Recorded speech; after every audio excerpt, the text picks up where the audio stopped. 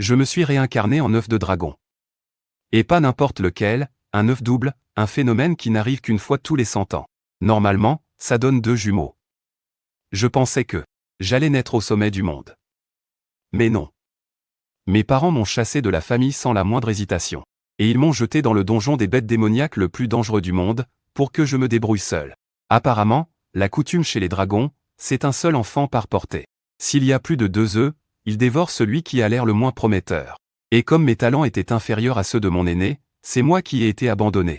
Le donjon grouille de bêtes démoniaques de haut rang, et moi, avec ma lignée supérieure. Mon sang est justement ce qu'elle préfère. C'est pour ça que maman et papa dragon n'avaient pas la moindre crainte que je puisse revenir me venger. Et les faits leur ont donné raison. Avec mon niveau 1, survivre ici était devenu un luxe. Même si ma petite taille m'a permis de me cacher et d'éviter les bêtes de haut rang. Le manque de nourriture depuis si longtemps me menait tout droit à la mort. Mais alors que je tournais en rond comme une mouche sans tête, cherchant désespérément quelque chose à manger, une légère odeur de lait fermenté est soudainement venue d'une grotte sombre. L'odeur était acide, presque nauséabonde, mais mon instinct de dragon me disait que c'était l'odeur de la nourriture. Et en plus, c'était une odeur que seul l'odorat d'un dragon pouvait percevoir. À ce moment-là, je n'ai pas réfléchi. Après avoir traversé plusieurs grottes, j'ai enfin trouvé la source de l'odeur.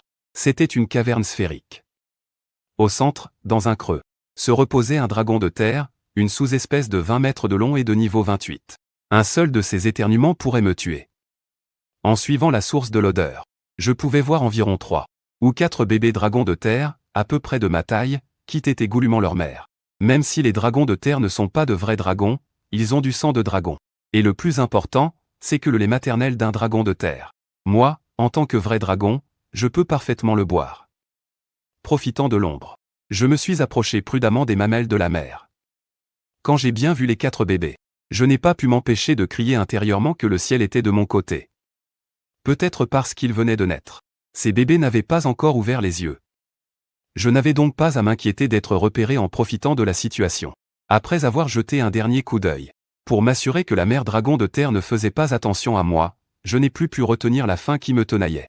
J'ai mordu une mamelle et j'ai commencé à téter à grande goulée. La mère dragon de terre, qui somnolait, a tressailli. Elle s'est demandé, un peu perplexe, « Tiens, lequel de mes petits têtes avec autant de vigueur ?» Mais en se disant que c'est une bonne chose qu'un enfant ait de l'appétit, en tant que mère. Son instinct maternel l'a empêché de déranger son petit en train de manger, et elle n'a pas ouvert les yeux. Alors que le lait abondant coulait dans ma gorge et remplissait mon corps, j'ai senti mon organisme, qui était sur le point de geler, se réchauffer d'un flux de chaleur étrange. En même temps, mon niveau a commencé à augmenter lentement. Peut-être était-ce le soulagement d'avoir échappé à la mort, ou peut-être la chaleur réconfortante du corps de la mère dragon de terre. Mais dès que ma tension s'est relâchée, je suis tombé dans un profond sommeil, la tête lourde. Je ne sais pas combien de temps s'est écoulé, mais une douleur aiguë dans le cou m'a soudainement tiré de mon sommeil. Juste après, un œil énorme et vertical a instantanément rempli tout mon champ de vision. En voyant cet œil qui semblait sur le point de cracher du feu, la seule chose que je pouvais faire, c'était de prier pour qu'elle me mâche assez vite. Si seulement la douleur pouvait être un peu moins forte. Je me suis recroquevillé. Je ferme les yeux, m'abandonnant à mon destin. Mais l'attente fut longue. La mort que j'imaginais n'est jamais venue. Soudain, le regard du dragon terrestre a semblé se complexifier. Sa fureur initiale s'est transformée en compassion, puis a laissé transparaître une pointe d'impuissance. Finalement, il a hésité un instant, a fermé les yeux, a soupiré, m'a délicatement reposé au milieu de ses propres petits. J'étais complètement abasourdi. Quand j'ai regardé à nouveau, le dragon terrestre sous-espèce ne faisait plus attention à moi. Il s'est couché et a commencé à ronfler.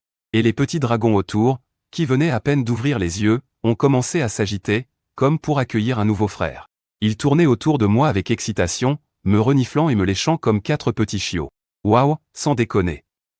Maman va vraiment adopter ce ton? Il est trop bizarre. On dirait un extraterrestre. Un croisement avec un lézard ou un truc du genre. Ce n'est qu'en me rapprochant que j'ai compris qu'ils étaient tous en train de m'insulter, bordel. J'ai ouvert la bouche et j'ai poussé un rugissement de colère. En un instant, les 4 petits se sont figés. De toute évidence, ils ne s'attendaient pas. Je ne m'attendais pas à ce qu'une fois ma force vitale éveillée et mon esprit libéré, non seulement je puisse comprendre le langage des autres bêtes magiques, mais qu'elles aussi puissent comprendre ce que je dis. C'est ainsi que j'ai passé 3 jours paisibles dans cette grotte. Durant cette période, je me suis plutôt bien entendu avec ces petits. Même s'ils avaient souvent la langue bien pendue, ça n'allait jamais plus loin. Ils ne m'ont jamais brutalisé. Verbalement, ils me traitaient comme un moins que rien. Comme s'ils méprisaient le parasite répugnant que j'étais, toujours à profiter du lait de leur mère, mais en réalité, parce que j'étais le plus petit, le plus maigre et le plus laid. À chaque fois que nous dormions, les 4 petits se mettaient en cercle autour de moi. Et au moindre bruit suspect à l'extérieur de la grotte, les 4 petits me protégeaient en se serrant contre moi. Ils me disaient des choses comme « Toi, l'incapable, reste derrière et ne fais pas un bruit » ou « Ne nous crée pas de problème », mais en fait, ils protégeaient par leurs actes l'étranger que j'étais. J'avais secrètement vérifié les stats de tous les 4. Il y avait un monde entre leur niveau et le mien, mais je n'ai jamais rien dit. En tant que bête magique chouchangouais de type rare, non seulement je gagnais des niveaux plus vite qu'eux, mais en plus, mon niveau avait grimpé en flèche pour atteindre le niveau 9. Tandis que les 4 jeunes dragons terrestres n'étaient qu'au niveau 4. En 3 jours, j'en étais venu, du fond du cœur, à considérer cette famille de dragons terrestres de sous-espèces comme ma propre famille. Bien mieux que mes propres parents biologiques. Des milliers de fois meilleurs. Le seul regret, c'est que durant tout ce temps, je n'avais jamais échangé un mot avec la mère dragon terrestre de sous-espèce. Même quand j'essayais de la saluer, elle se contentait de me jeter un regard, sans jamais répondre. Je pensais que ces jours paisibles allaient durer éternellement. Mais le lendemain matin, un kodo de sous-espèce Xiaowei de niveau 35 a brisé cette quiétude. Dès qu'il a fait irruption dans la grotte, ces 4 yeux terrifiants se sont fixés sur les 4 jeunes dragons terrestres. De toute évidence, il avait les yeux rouges de faim. Voyant cela, la mère dragon, d'un rapide coup de queue, projeta ses petits dans un coin de la grotte et s'interposa face au kodo. La confrontation fut immédiate, et ils se sont rapidement jetés l'un sur l'autre. Mais face à un kodo d'un niveau supérieur au sien, la mère dragon ne pouvait que perdre du terrain. Et finalement, c'était pour se protéger, elle et ses 4 enfants. Sa poitrine a été transpercée par la corne épaisse et acérée du kodo. Mais même comme ça, les pattes du Dillon continuaient de s'arc-bouter contre le sol, même avec le torse empalé. Elle devait repousser l'avancée du kodo. On la vit alors agripper férocement de ses griffes de dragon. Le cou du kodo. Puis, elle poussa un rugissement terrible. Ouvrant une mâchoire de dragon aux dents de requin, elle mordit sauvagement le dos du kodo, lui arrachant un grand morceau de chair. Au même moment, la caverne, sous le choc des 2 bêtes géantes, commença à se fissurer de toutes parts. Des rochers se mirent à tomber les uns après les autres. Voyant ça, je bondis dans les airs et pulvérisai les rochers de mes poings et de mes pieds. Mais la grotte s'effondrait trop vite. Rien que pour protéger les 4 petits, je devais y mettre toutes mes forces. Je n'avais plus aucune énergie pour aider la mère. Et de toute façon, même si j'attaquais le kodo, ça n'aurait servi à rien contre un monstre à la peau aussi épaisse. Je n'aurais fait que la gêner. Soudain, le kodo redoubla de fureur et poussa de toutes ses forces vers l'avant. La corne massive plantée dans le torse de la mère Dillon se fissura même sous cette force brute et démesurée. La douleur de sa poitrine déchirée était inimaginable. La mère Dillon savait pertinemment que dans ce combat, elle n'avait aucune chance de survie. Elle tourna la tête une dernière fois, pour regarder ses petits. Surtout en me voyant les protéger de toutes mes forces. Une lueur de gratitude apparut dans les yeux de la Dillon. Heureusement que je ne t'ai pas mangé, à l'époque. C'était comme si elle disait cela. Les yeux injectés de sang de la Dillon s'ouvrirent brusquement. De toutes ses dernières forces, elle frappa l'arrière du crâne du kodo d'un coup de tête foudroyant. Le coup de tête fut cataclysmique.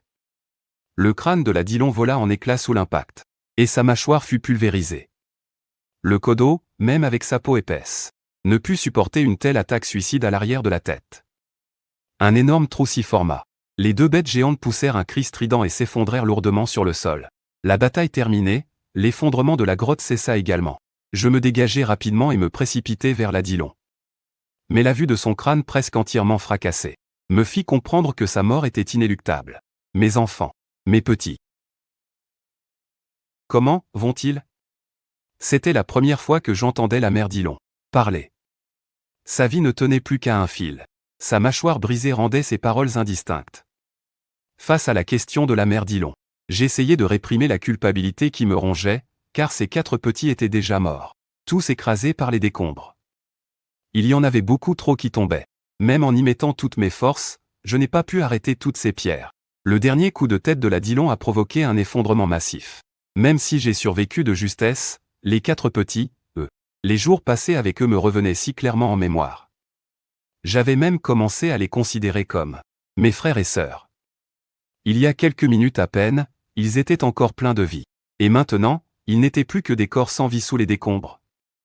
Ah, mes enfants, est-ce qu'ils vont bien? La mère Dillon avait les globes oculaires éclatés. Rassemblant son dernier souffle, elle demanda avec inquiétude. Sa voix était emplie d'amour pour ses enfants. Aussitôt, une vague de culpabilité déferla sur moi, explosant dans ma poitrine. J'en serrai les dents à m'en briser la mâchoire. Modèle. Réprimant ma peine, j'ai dit d'une voix aussi douce que possible. Ça va, ils sont juste évanouis. Ils vont tous bien. Vraiment? En entendant ces mots, la mère dragon terrestre de sous-espèce a enfin laissé paraître un sourire soulagé. Après ma mort, mange-moi. Les mots de la dragonne m'ont laissé sans voix. Naître dans un donjon est une malédiction. C'est pourquoi aucune ressource ne doit être gaspillée. C'est le dernier nutriment que je peux donner à mes enfants. Je ne sais pas pourquoi une bête magique chouchangouet comme toi est venue dans ce donjon. Mais, puisque je t'ai recueilli, je te demande de prendre soin de mes enfants à l'avenir. La mère dragon, tremblante, arriva au bout de ses paroles. Incapable de continuer, elle rendit son dernier souffle dans un sanglot. Elle s'était complètement éteinte. Jusqu'à son tout dernier instant. Son visage était empreint du bonheur de savoir son enfant sain et sauf. Il est parti en paix. Le sang qui s'était répandu devant ses genoux s'infiltrait dans la terre de la grotte.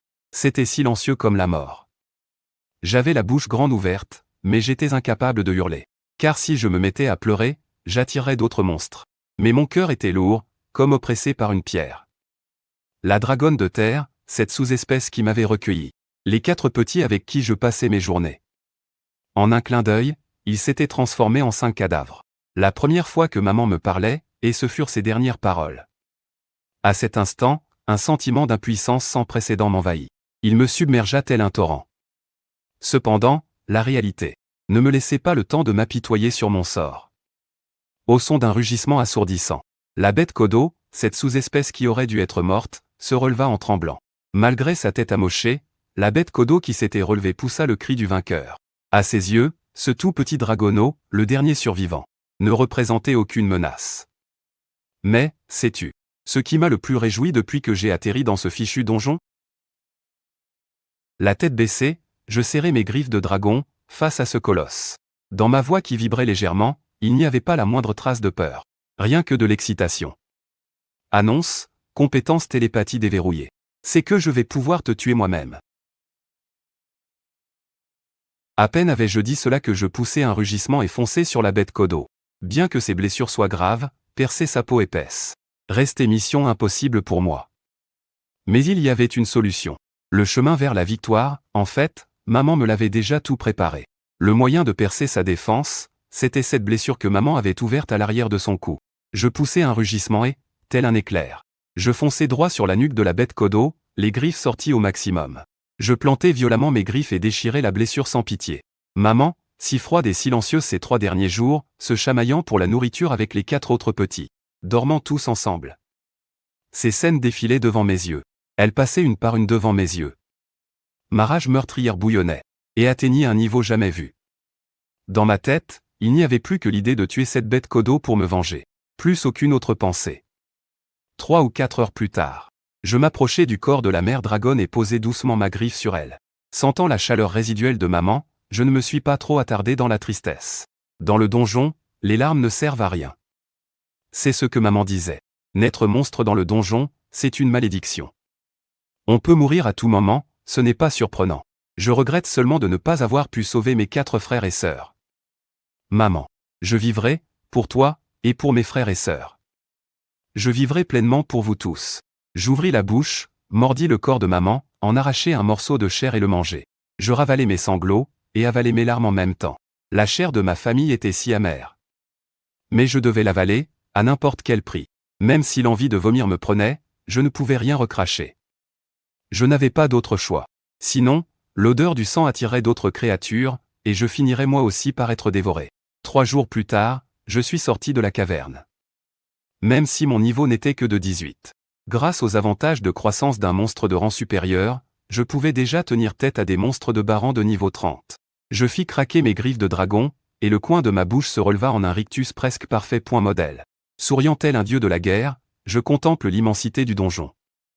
3 bêtes magiques se trouvent dans les parages. Ça tombe bien, j'ai de nouveau faim.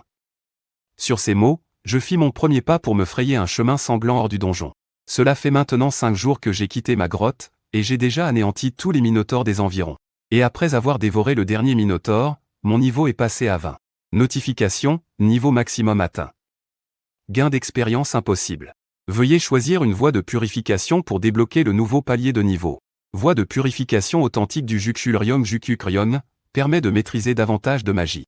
Voie de purification universelle pour petit dragonnet, sens et mouvements plus agiles. Voie de purification alternative du dragonnet dégradé, permet de survivre un certain temps en milieu hostile.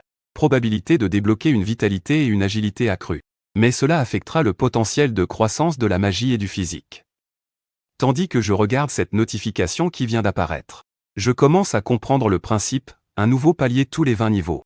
Pour continuer à progresser, je n'ai pas d'autre choix que d'évoluer. Mais alors que j'étais en train de réfléchir à quelle évolution choisir, j'ai senti une intense pression dans mon dos. Mon instinct de survie s'est activé, mes nerfs se sont tendus et j'ai lacéré l'air autour de moi. Et là, je vois que je ne sais comment, pas moins de 20 créatures m'avaient déjà encerclé. Des bêtes kodo de sous-espèces. Et derrière elles, s'avançait une créature. Une bête kodo gigantesque, d'un rouge sinistre. Une bête kodo de sous-espèce, type spécialisé pour le combat. Chef de meute, niveau 88. Type, bête démoniaque rare de rang quasi intermédiaire. Cette avalanche de données m'a conforté dans mon idée. Vu la situation, il est évident que le chef kodo m'a délibérément attiré ici. Il m'a attiré dans ce guet-apens intentionnellement. Mais ce qui m'intrigue, c'est, nous n'avons aucun passif. Pourquoi est-ce que les bêtes kodo viendraient soudainement me chercher des noises? C'est alors que j'ai eu une idée. J'ai activé la communication télépathique pour essayer de discuter avec lui. Le chef kodo a d'abord émis un grognement méprisant, avant de dire « Je ne m'attendais pas à ce que celui qui pille notre nourriture sur notre territoire ces derniers temps soit une petite chose comme toi. » En entendant ça, j'en ai eu la confirmation, les minotaures sont le mets principal des bêtes kodo. Et comme au début, je cherchais à parfaire mes techniques de combat, et que ma compétence gourmandise me donne un appétit anormalement grand. J'ai chassé des minotaures sans relâche ces derniers jours, ce qui a fait chuter drastiquement leur population dans la région. Ce qui a directement provoqué une grave pénurie de nourriture pour les bêtes kodo des environs. Mais en pensant à ça, j'ai quand même eu un moment d'hésitation. La gentillesse est une faiblesse ici. Trop bon, trop con, cette phrase est une vérité absolue dans le donjon. J'ai mis les mains sur les hanches, penché la tête sur le côté, c'est exact. C'est bien moi qui les ai tous mangés. Et alors? Vous, les kodo, n'avez-vous pas dévoré ma nourrice? Vous voulez vous battre? J'attends que ça. Sur ces mots, tout mon corps s'est nimbé d'une lueur turquoise, et j'ai pris une posture de combat, comme si j'étais prêt à en découdre. Mais en réalité, dans ma tête, je cherchais déjà un moyen de m'enfuir. Le chef kodo, de son côté, ne s'attendait manifestement pas à ce que cette petite chose, pas plus grosse qu'une de ses incisives, soit aussi insolente. Il a alors poussé un énorme rugissement et s'était lancé en avant. Il a activé sa compétence raccourci terrestre. La silhouette massive du chef kodo a semblé se téléporter, et a surgi brutalement juste devant moi. Dans la foulée, les dizaines de bêtes kodo qui m'encerclaient ont poussé un rugissement à l'unisson. En un instant, j'ai perdu toute sensation dans mes membres. J'étais totalement paralysé. Un seul coup d'une bête kodo d'un niveau bien supérieur au mien, et c'en était fini de moi. À cet instant, une multitude de stratégies ont traversé mon esprit, mais elles ont toutes été écartées, sans exception. Il n'y avait rien à faire. Aucune chance de m'en sortir vivant. C'est alors qu'un pilier de lumière d'un bleu pur a soudainement jailli. La bête kodo, prise au dépourvu, a été instantanément engloutie par cet immense faisceau lumineux. La bête kodo n'a même pas eu le temps de pousser un cri. Elle a été réduite en cendres. Une fois la vague de chaleur dissipée, au loin, un bruit de pas rythmé s'est soudain fait entendre. On aurait dit une montagne à qui des pieds avaient poussé. Chaque pas faisait violemment trembler le sol. En sentant cela, mon sixième sens a immédiatement sonné l'alarme rouge. La mort. Alors que les pas se rapprochaient, j'ai rassemblé tout le courage de mes deux vies pour me retourner et regarder. Mon cœur s'est arrêté net. Une silhouette aussi imposante qu'une chaîne de montagnes est apparue devant mes yeux. La première chose que j'ai vue n'était pas son apparence, mais ses compétences. Première donnée affichée par vérité, cible, Litan. Niveau 355. Type, bête démoniaque transcendante. Ses attributs étaient terrifiants. À tel point que Vérité était incapable de détecter d'autres valeurs que son niveau et sa classe. J'ai retenu mon souffle, sans avoir le temps de réfléchir. Pourquoi le boss d'un donjon apparaîtrait-il ici? alors que les bruits de pas s'éloignaient. Ce n'est que lorsque le silence fut total que j'osai enfin expirer. Ma jambe droite ayant été blessée dans l'attaque, j'ai décidé après réflexion de procéder à la purification ici même. Après avoir vérifié qu'il n'y avait aucune autre bête démoniaque dans les parages, j'ai de nouveau consulté les options de purification. La purification en dragon de bambou est la plus orthodoxe, mais elle augmente la taille du corps, ce qui serait un handicap dans les passages étroits du donjon. C'était donc à exclure. Après avoir lu attentivement les descriptions, j'ai finalement décidé de choisir le dragonnet dégénéré. Du point de vue des attributs, bien que le dragonnet dégénéré dégrade la lignée, il reste fondamentalement un dragon de bambou. Il conserve donc la possibilité d'être un jour amélioré pour redevenir un dragon de bambou. De plus, les attributs du dragonnet dégénéré sont plus équilibrés. Pour survivre dans un donjon en constante évolution, ce n'est pas la spécialisation d'une compétence qui est essentielle, mais plutôt de disposer de multiples stratégies de survie. Sur cette pensée, j'ai fermé les yeux. Ordre de purification reçu. La purification sera terminée dans 10 secondes. La voix bienveillante de vérité a retenti. J'ai senti une vague de chaleur se propager de mon cœur à tout mon corps. La douleur, le froid et les vertiges dus à l'hémorragie ont disparu. Mon corps s'est rapidement rempli d'un sang bouillonnant. Mon ancienne peau a commencé à peler. De nouvelles écailles se sont mises à pousser. C'était une sensation extraordinaire. Avant même que j'aie pu la savourer pleinement, c'était déjà terminé. Digne. Niveau augmenté à 8. Mes écailles bleu ciel sont devenues violet foncé. L'apparence est bien plus intimidante. En dehors de ça, mes attributs à tous les niveaux ont également été améliorés. Avec l'amélioration de mon sens draconique et de ma perception, je pouvais clairement sentir que la présence de Léviathan faisait chuter drastiquement le nombre de bêtes démoniaques au premier étage du donjon. Les survivantes fuyaient dans toutes les directions. Bien que je ne sache pas pourquoi Léviathan, un boss, est venu au premier étage, je sais que les choses ici sont sur le point de changer radicalement. Sur cette pensée, j'ai décidé de me rendre immédiatement au deuxième étage du donjon. Peu de temps après le départ de la guérisseuse, j'avais en fait déjà trouvé l'entrée du deuxième étage. Si je n'y suis pas allé tout de suite, c'est parce qu'une fois au deuxième étage, il est impossible de revenir au premier. J'ignore comment Léviathan a fait. Mais si je n'y avais pas été contraint, je ne serais pas monté au deuxième étage aussi vite. Quelques minutes plus tard, j'arrivais à l'entrée de la grotte. Je me pinçais le nez, fermais les yeux et sautais. Après une longue chute, je m'attendais à un atterrissage en douceur. Mais c'est un fragment d'armure humaine qui m'a fait ressentir une douleur assez exquise. Cependant, cela m'a fait prendre conscience d'une chose, l'espèce qui domine ce monde. Est-ce vraiment l'humanité ? Depuis que je suis né, je n'ai jamais vu un seul humain. Mais alors que j'étais perdu dans mes pensées, à environ 7 ou 8 mètres derrière moi, j'entendis un bruissement à peine perceptible. Croyant qu'un monstre s'apprêtait à m'attaquer par surprise, j'ai paniqué et me suis retourné vivement. Mais j'aurais mieux fait de ne pas le faire. À peine retourné, mon cœur s'est emballé. Là, au coin d'une impasse, se cachait une jeune fille de petite taille. C'était la première fois que je rencontrais une humaine depuis mon arrivée ici. Et en plus, une fille aussi mignonne. Ça alors. Il n'en fallait pas plus pour que le gros otaku puceau depuis 2 vies que je suis se mette à avoir des fantasmes complètement irréalistes. Mais contre toute attente, au moment où j'allais ouvrir la bouche, la fille est tombée. Elle gigotait des jambes, complètement paniquée, essayant de reculer à tout prix, mais juste derrière elle, il y avait un mur de pierre. Aucune issue. Sa réaction m'a laissé perplexe. Logiquement, mon apparence potelée et adorable devrait plaire aux filles, non ? Je me suis baissé, adoptant la même approche que pour calmer un chaton errant, et je me suis approché d'elle. Je ne te veux aucun mal. Je veux juste te demander ce que tu fais ici. Est-ce que tu m'entends ? La jeune fille semblait encore plus effrayée, elle n'arrêtait pas de marmonner quelque chose. C'est ma seule chance, si je ne me bats pas, je suis morte.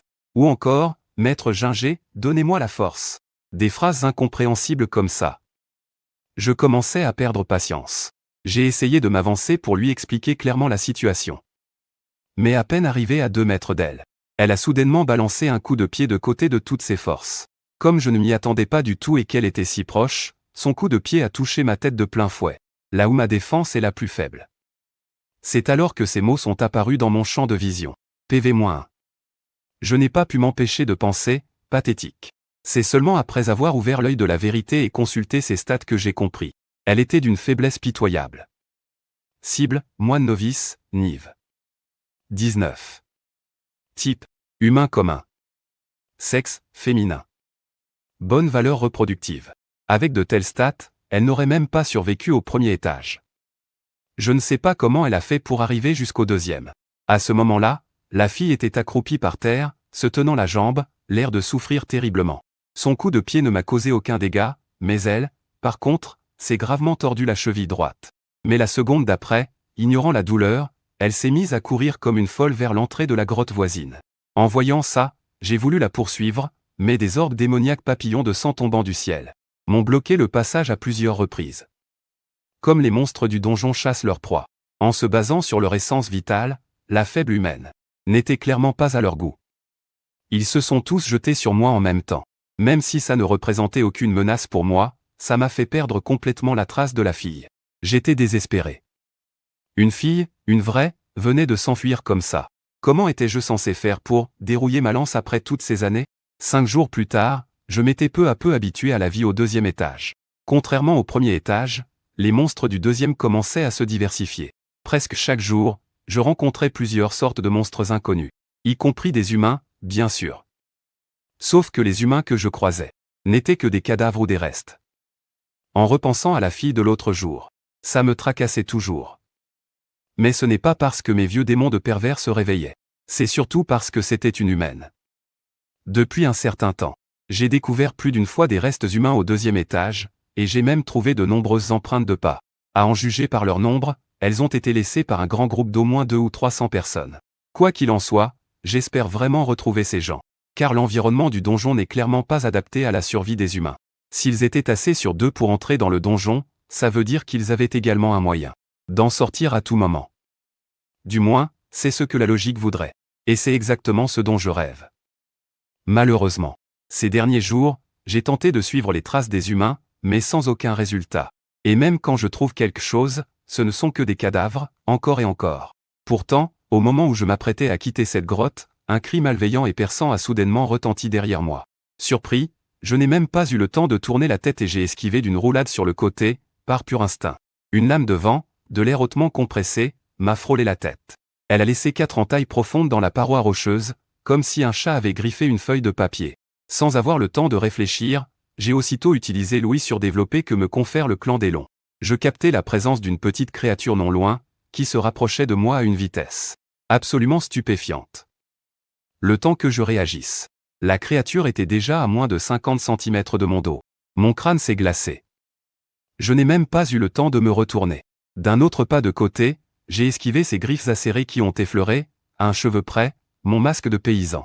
En roulant sur le côté, je me suis rendu compte que j'avais déjà 4 entailles sur le visage. Aucune de mes 2 attaques ne t'a tué. Pas étonnant que tu oses t'aventurer sur mon territoire. On dirait que tu as de la ressource. C'est tout ce que j'ai entendu, une voix de jeune fille venant de l'obscurité. La créature, qui ressemblait à une bête démoniaque, est restée cachée dans l'ombre. Après avoir léché le sang frais sur ses pattes, elle s'est redressée sur ses pattes arrière, comme un humain. On dirait que tu possèdes la compétence de télépathie, n'est-ce pas? Dans ce cas, on peut communiquer. Mais peu importe. Puisque tu es entré sur mon territoire, n'espère même pas en sortir vivant. Miaou. Même si je ne pouvais pas la voir distinctement, je sentais clairement que cette bête se moquait de moi. À peine eut-elle fini de parler, que sa silhouette a foncé sur moi à une vitesse fulgurante, si rapide que mon œil n'eût peiné à la suivre.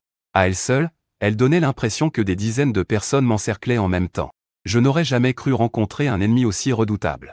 Tant que je protège mes points vitaux et que je ne me fais pas tuer d'un seul coup, je ne mourrai pas tout de suite, mais la vitesse absurde de ce monstre me laisse presque sans aucun moyen de riposter. Si ça continue, je finirai par mourir d'épuisement. De plus, il est évident qu'elle a l'intention de me tuer. Face à cette situation sans issue, j'ai ouvert sans hésiter l'arbre de compétences de la vérité. En réalité, j'avais déjà étudié cet arbre de compétences. Ces compétences peuvent paraître complexes, mais en fait, la plupart ne sont que des évolutions et des dérivés d'une seule et même compétence. On ne peut pas les déverrouiller sans avoir les prérequis. Et pour ce qui est des compétences initiales de l'arbre, je les connais déjà sur le bout des doigts, précisément pour faire face à ce genre de situation. Déverrouiller perception draconique. Coup, un point de déverrouillage. Déverrouiller. Déverrouiller concentration mentale. Coup, un point de déverrouillage. Déverrouiller. Déverrouiller impulsion. Coup, 5 points de déverrouillage. Déverrouiller. Alors que des flux de lumière parcouraient l'arbre de compétences, les icônes représentant la perception draconique et la concentration mentale se sont illuminées. J'ai ouvert grand les yeux. En un instant, ma perception du monde a changé. J'ai rassemblé toutes mes forces dans mon poing, et j'ai frappé violemment l'air derrière moi. Avec un craque sonore, une silhouette floue a été projetée en arrière par mon cou. Puis, sans un mot, j'ai craché un souffle de Hongshu. Avant que la créature n'ait eu le temps de pousser un cri, une énorme vague de flammes bleues a instantanément submergé toute la caverne. Je respirais avec difficulté. J'ai rapidement vérifié mes stats. La consommation de ressources était considérable. Mais je n'avais pas le temps de m'en soucier, car je venais de découvrir que ma jauge d'expérience n'avait pas bougé d'un iota. Autrement dit, l'adversaire n'était pas encore mort. Mon cœur s'est serré d'angoisse. Se prendre une aspiration du vide vaniteux en pleine face, à bout portant, ce n'est pas rien. Je me suis approché, jusqu'à apercevoir la bête magique calcinée dans un coin. Mon cœur, qui était en suspens, s'est enfin apaisé. Mais en voyant plus clairement son apparence, j'ai senti un violent pincement au cœur. Néco-glaçure mutante, NV51. Type, humanoïde. Rareté, légendaire. Rôle, gardien central. Bête magique à forme humaine. Valeur de reproduction, extrêmement élevée. En lisant la fenêtre d'information qui venait d'apparaître, une douleur lancinante, comme je n'en avais jamais ressenti, m'a transpercé la poitrine. J'ai failli tuer une femme-chat. Et dire que les Nécos sont des monstres courants au deuxième sous-sol du donjon. Leur apparence est proche de celle d'un chat, mais leur visage est plus humain et elles ont deux queues. Ça aurait dû être un monstre ordinaire et très commun. Mais je ne m'attendais pas du tout à tomber sur une Néco qui a achevé sa métamorphose en forme humaine, ici et aujourd'hui. À l'exception de ses oreilles de chat et de sa queue, tout son corps est, sans l'ombre d'un doute, celui d'une humaine. Même si plus de 80% de son corps est brûlé, on peut quand même deviner que l'apparence originelle de cette bête humanoïde était tout à fait à mon goût. Au point que moi, qui suis d'habitude si impitoyable et décidé, je me suis senti troublé. Une curiosité et un désir de donner la vie se sont même éveillés en moi. Qu'est-ce qu'il y a? Tu ne me tues pas, miaou? La femme-chat me fusillait du regard, me laissant un instant sans voix. Après un long moment de réflexion, j'ai fini par trouver une excuse à peu près valable. La viande de chat, ce n'est pas bon. C'est acide et âpre. Et puis, je n'aime pas ta silhouette, tu es trop maigrichonne. La Néco métamorphosée a ricané. Tu crois que j'ai l'air faible, miaou? Alors tu as pitié de moi et tu n'arrives pas à me dévorer? Si tu ne me tues pas cette fois, la prochaine fois, c'est moi qui te tuerai, miaou. Je n'ai pas vraiment prêté attention à ces menaces, mais quelque chose me paraissait étrange. Pourquoi m'as-tu attaqué tout à l'heure? Tu devrais savoir que je dégage en permanence une aura de dragon de niveau 2, 24 heures sur 24. Même si cette compétence n'est pas mortelle, elle suffit à faire comprendre aux autres bêtes magiques qu'il ne faut pas me chercher. D'habitude, aucune n'ose m'attaquer de front. Comme elle ne répondait pas, j'ai répété ma question d'un ton plus sévère. Je l'ai vue, cette fille chat, me foudroyer du regard, l'air furieux. T'es entré sur mon territoire, et en plus, t'as fait tes besoins sur mon territoire, miaou.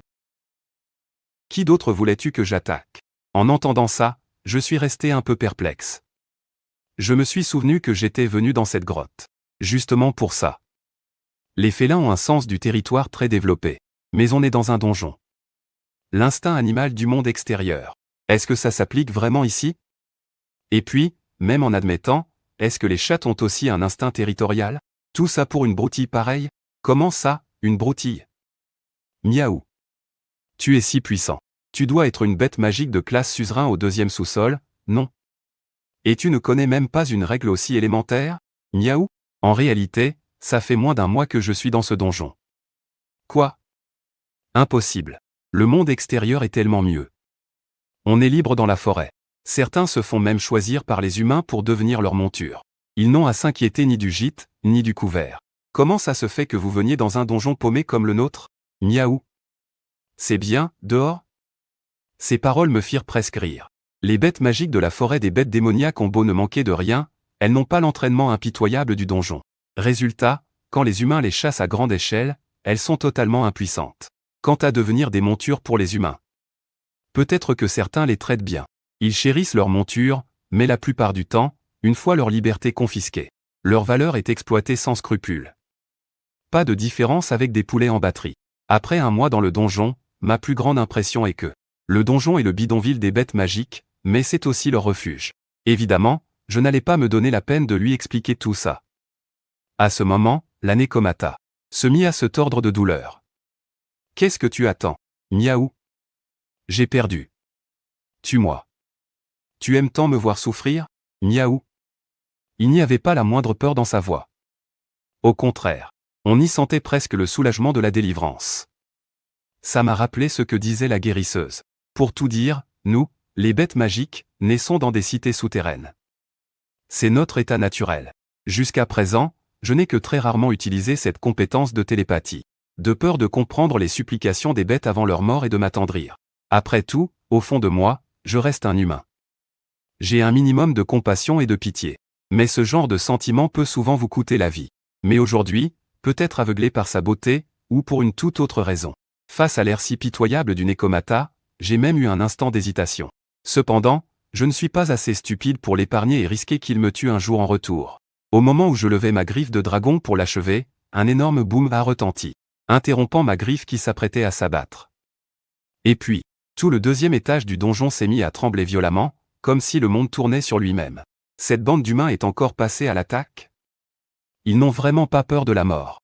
En entendant les mots du Nekomata, mon cœur a raté un battement et je me suis empressé de demander, quels humains? Il y a quelque temps, des humains sont revenus pour conquérir le donjon, et puis ils se sont fait complètement massacrer par le boss du deuxième étage. Miaou, quelques humains, qui semblaient être les chefs, se sont enfuis avec les plus jeunes. Ceux qui restaient, les plus forts, sont coincés au deuxième étage depuis. Miaou, depuis, ils essaient de forcer le passage pour quitter le deuxième étage du donjon. Mais comment pourraient-ils gagner? Miaou, ils perdent toujours plein de monde contre le boss. Vu tout ce vacarme, j'ai bien peur que tous ceux qui restent vont tenter le tout pour le tout. Miaou, en quelques mots à peine. Il a mentionné plusieurs sujets qui m'intéressaient au plus haut point. Juste au moment où j'allais lui poser plus de questions, le mur de pierre à côté de nous a soudain été transpercé. Un homme tenant une grande épée dorée a traversé le mur. C'était la première fois que je voyais un humain, j'étais sous le choc. Le jeune homme nous a vus, moi et le Nekomata, et son visage s'est aussitôt figé. Il a immédiatement hurlé en direction du mur qu'il venait de détruire, équipe fan. Il y a un spire et une bête magique ici. Je m'en occupe. Concentrez-vous sur la bête magique, laissez-moi faire. À ces mots, il a pris une posture de combat à mort. Du genre c'est toi ou moi. Son regard, comme s'il voyait son ennemi juré, m'a laissé perplexe. J'allais ouvrir la bouche pour m'expliquer, mais à ma grande surprise, quand le jeune homme m'a entendu parler, il a eu l'air encore plus remonté. Des sueurs froides ont perlé sur son front, et il s'est mis à marmonner. Une bête magique mythique, capable de parler. Si je ne m'en occupe pas ici, la prochaine fois, nous devrons en affronter deux. On n'aura aucune chance de s'en sortir vivant. Pour les générations futures, je dois l'arrêter ici. Même si ça doit me coûter la vie. Je dois la battre. Putain, mais quel film il se fait. J'hallucine devant son délire héroïque. Bordel, j'en chialerais presque d'émotion. Tu m'écoutes quand je te parle, oui ou non? Soudain, la grande épée dans les mains du jeune homme s'est mise à vibrer. En un instant, une vague déferlante et surpuissante d'aura combative a jailli de chaque pore de sa peau. L'énergie qu'il dégageait a été plus que décuplée, et il s'est aussitôt élancé d'un bond. Tel un trait décoché, il a foncé sur moi. Paladin, niveau 32. Classe avancée, race élite humaine. La plupart de ces stats dépassent les miennes. Si j'étais au meilleur de ma forme, le battre grâce à l'avantage de mes compétences serait un jeu d'enfant. Mais là, je suis blessé. En face à face, je n'ai aucune chance de gagner. Et puis, je n'avais pas l'intention d'entrer en conflit avec les humains. Après 2 petites secondes d'hésitation, j'esquive son attaque sur le côté et je charge la Nekomata qui était au sol sur mon épaule. Je pique un sprint dans la direction opposée au boss et au jeune homme.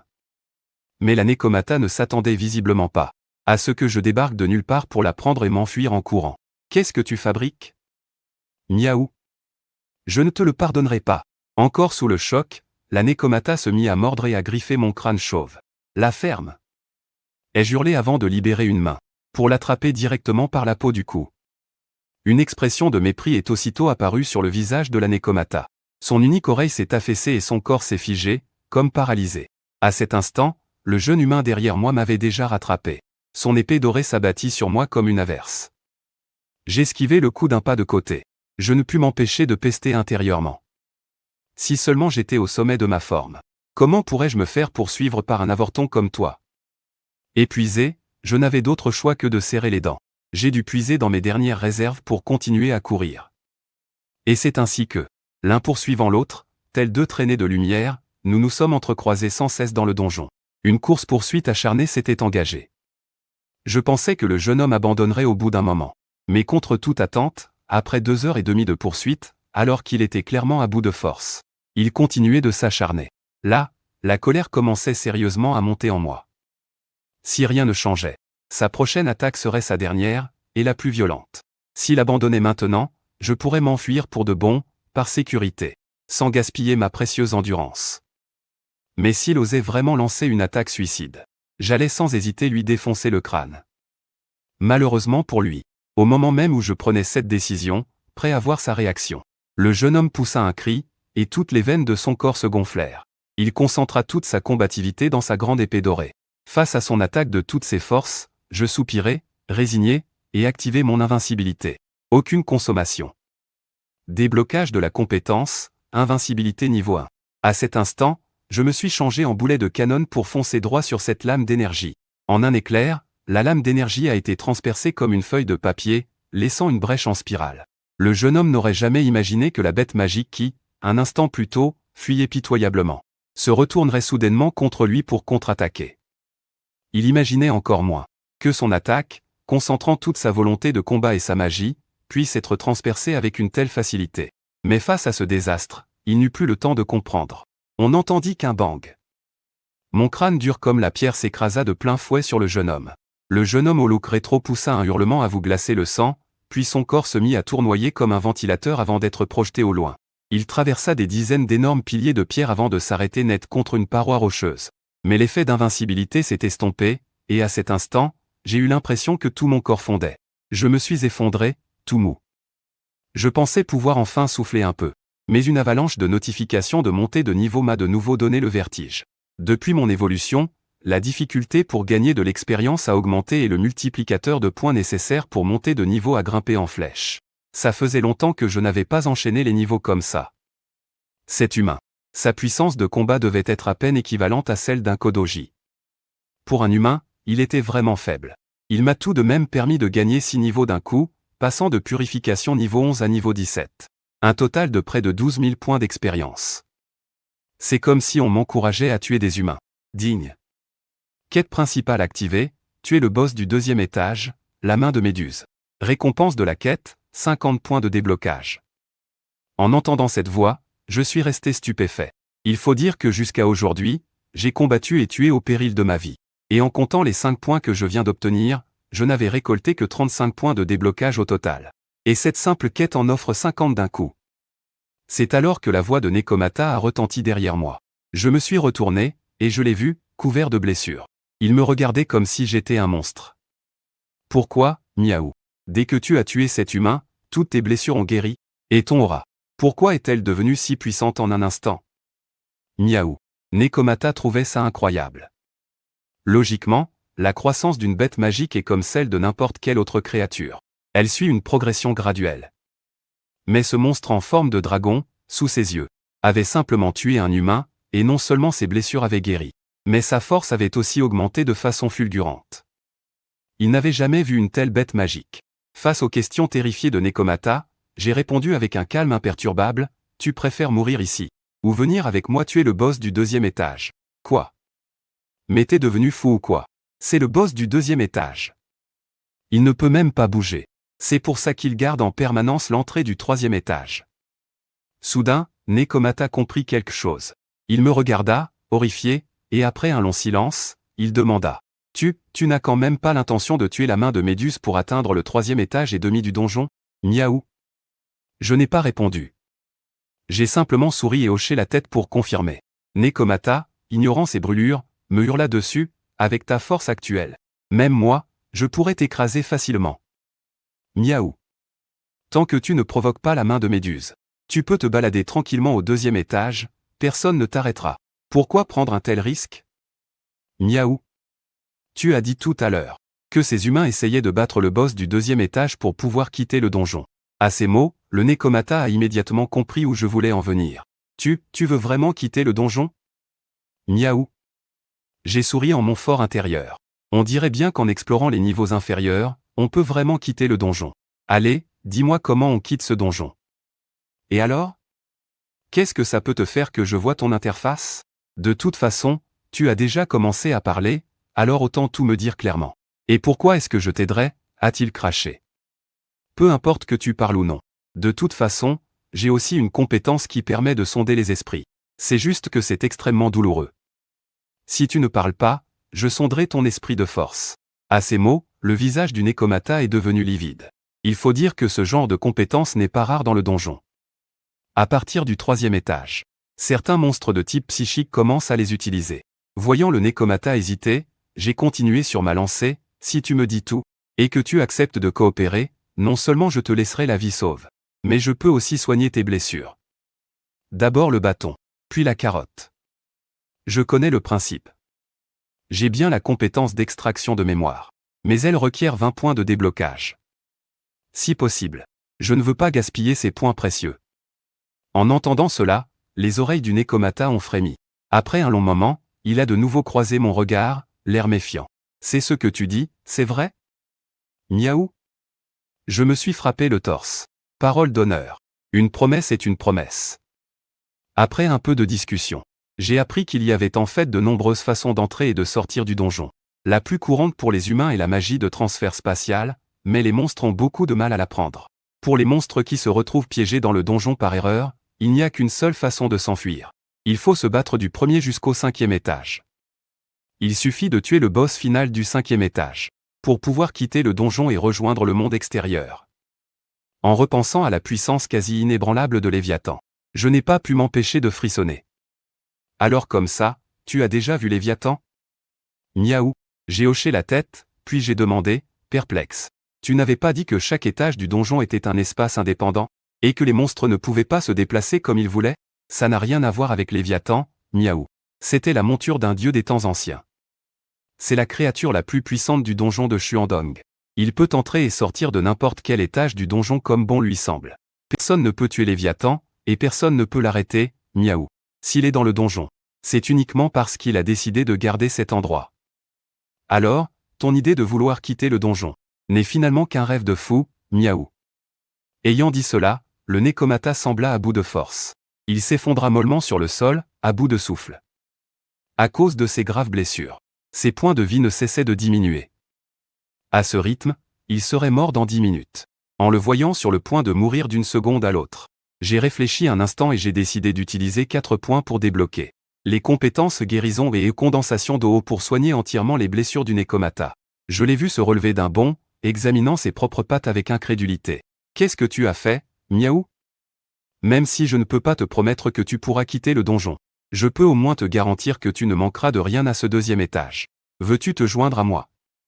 Nekomata n'était pas encore remis de sa surprise.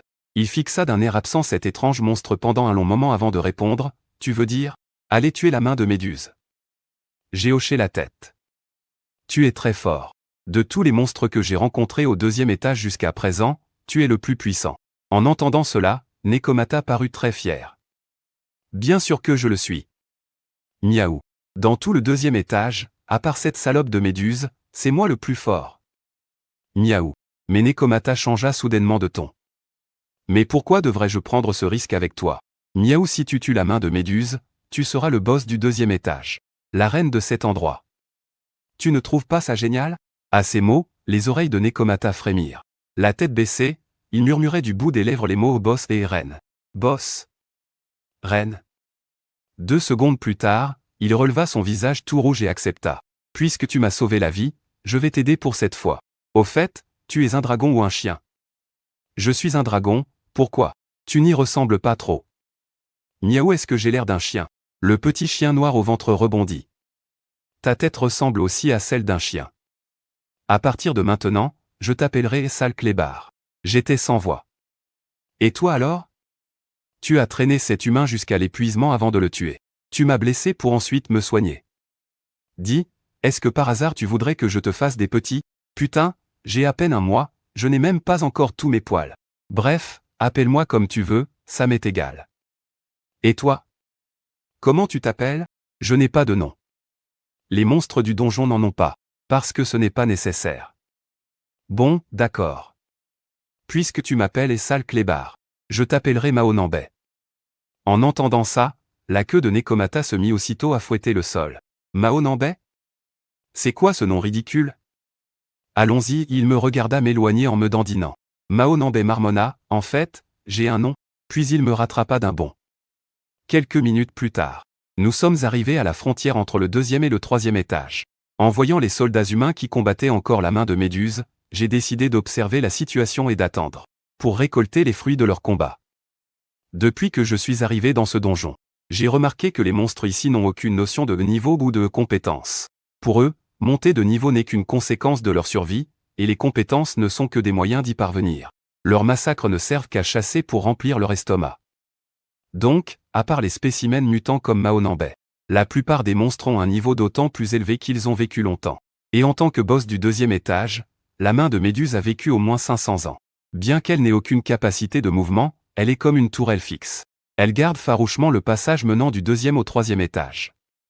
Tous les humains qui veulent conquérir le 2e étage, et tous les monstres qui veulent atteindre les étages supérieurs doivent passer par ce couloir. Donc, tant qu'elle garde cet endroit, les proies viennent à elle en un flot continu. Je regardais ces humains, l'un après l'autre, lancer des assauts féroces contre la main de Méduse, sans aucune crainte de la mort, puis mourir misérablement un par un. À en juger par le nombre, il devait y avoir au moins une troupe de 200 personnes au départ, mais maintenant, il ne restait plus qu'une petite dizaine de survivants. Ces humains sont vraiment stupides. Ils savent qu'ils ne peuvent pas gagner, mais ils viennent quand même se faire tuer. Mao Nambay regardait la scène avec délectation, comme s'il assistait à un spectacle. Quant à moi, j'étais impassible. Le sort de ces humains ne m'intéressait pas. J'espère que ces humains vont se déchaîner un peu plus et réduire encore les points de vie de la tête de Méduse. Après tout, les stats de la tête de Méduse sont bien trop terrifiantes. Si je devais l'affronter directement à pleine puissance, je n'aurais aucune chance. La tactique de la marée humaine a échoué, mais la tête de Méduse a tout de même subi des dégâts. Pour un long moment, la tête de Méduse ne sera probablement plus jamais aussi faible qu'en ce moment. Et puis, je n'ai pas l'intention de laisser tous les humains ici se faire massacrer. Ils me seront encore très utiles vivants. Il ne reste plus que 9 humains. Profitant de ce moment, mon cerveau tourne à plein régime, analysant toutes les tactiques possibles. La perception de la tête de Méduse atteint les 8000. Une attaque surprise est absolument impossible. Mais un combat frontal, même si elle est affaiblie, est voué à l'échec. Finalement, j'ai décidé de mettre tous mes points de déblocage dans la frappe comète. Je lancerai l'attaque la plus violente d'un seul coup pour faire chuter sa barre de vie. Ensuite, je l'épuiserai dans une guerre d'usure. C'est le seul moyen de l'emporter. J'investis tous mes points disponibles. C'est maintenant ou jamais. Si je gagne, c'est la gloire. Si je perds, c'est la galère. Après le combat contre le jeune chevalier et tout ce que j'ai observé jusqu'à présent, je suis certain que ces humains n'ont pas peur de la mort. Dans une situation désespérée, ils lanceront une dernière attaque suicide. Et juste au moment où je me faisais cette réflexion, les derniers survivants se sont relevés en s'entraidant. D'un cri commun, 9 lueurs rouges ont illuminé la caverne comme en plein jour. En voyant ça, j'ai su que mon heure était venue. Après avoir échangé un regard avec Mao Nambay, j'ai bondi. Me déplaçant prudemment dans l'ombre, je me suis approché à la limite de la portée de la tête de Méduse. À ce moment-là, sur le champ de bataille, les humains continuaient de mourir les uns après les autres. Quand il n'en resta plus que 3, sous la protection d'un camarade qui a fait de son corps un bouclier. Les 2 derniers humains ont enfin réussi à atteindre la tête de Méduse et se sont rués sur elle. Ils ont sauté et ont planté leur lance et leur épée profondément dans le corps de la tête de Méduse. Elle a poussé un cri strident et hystérique. Comme sa défense spirituelle était à 0, cette attaque des 2 faibles humains lui a retiré plus de 1000 points de vie d'un coup. Au même moment, Mao Nambay, sous sa forme bestiale, a saisi l'occasion. Se changeant en un éclair de lumière, elle a attaqué la langue de la tête de Méduse. Mais face à la perception de plus de 8000 de la tête de Méduse, son mouvement était bien trop lent. La tête de serpent a pivoté instantanément, comme si elle avait su depuis le début qu'elle allait attaquer. Je me demandais qui c'était. C'est donc l'Éternel Second qui essaie de tirer les marrons du feu. Ça tombe bien, ça fait un bail que je veux te dévorer. C'est ce que la tête de Méduse a pensé à cet instant. Mais ce qu'elle n'avait pas prévu, c'est qu'en dehors des humains et de Mao Nambay, il y avait une 3e personne.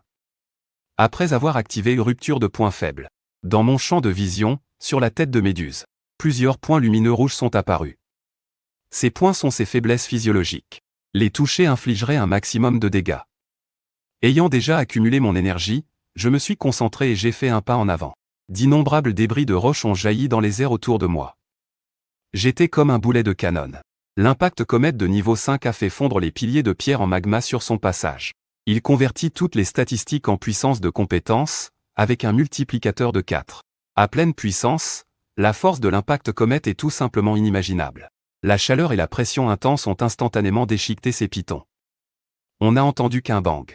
La main de Méduse a poussé un cri d'agonie étrange, comme 6000 personnes hurlaient en même temps. Ce coup lui a directement enfoncé l'arrière du crâne. Son corps immense, immobile depuis 400 ans, a été projeté à plus de 100 mètres.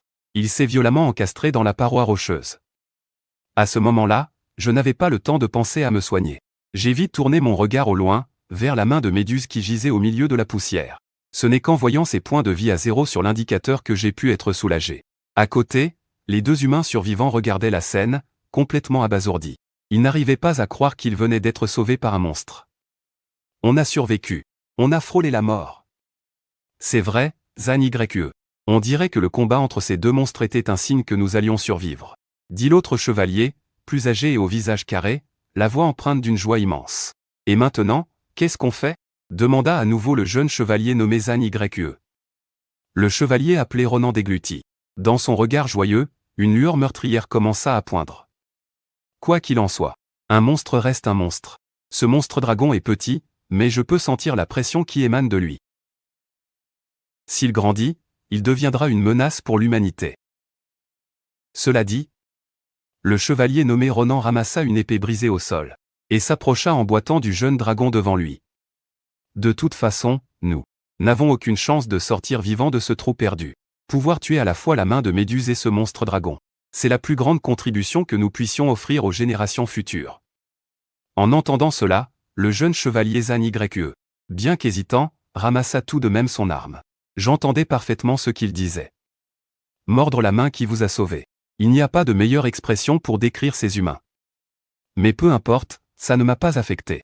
Parce que tout ça faisait partie de mon plan. L'impact comète a vidé toute mon endurance. Dans cet état, le meilleur moyen de récupérer est de monter de niveau. Et les humains sont faibles mais rapportent beaucoup d'expérience.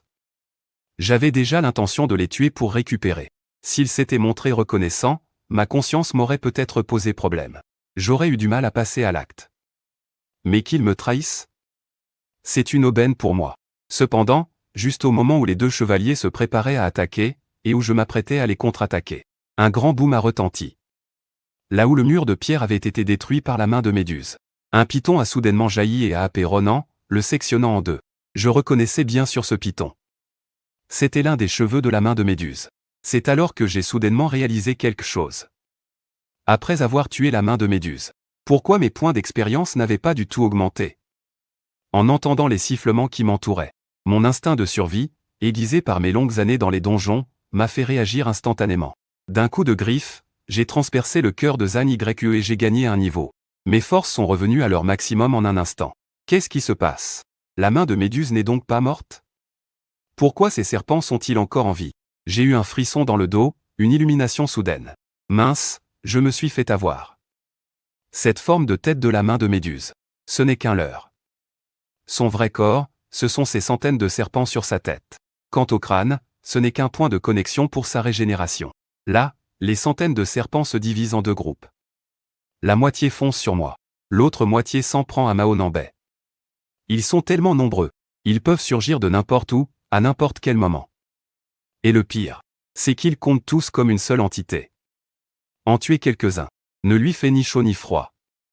Mais il y a un moyen.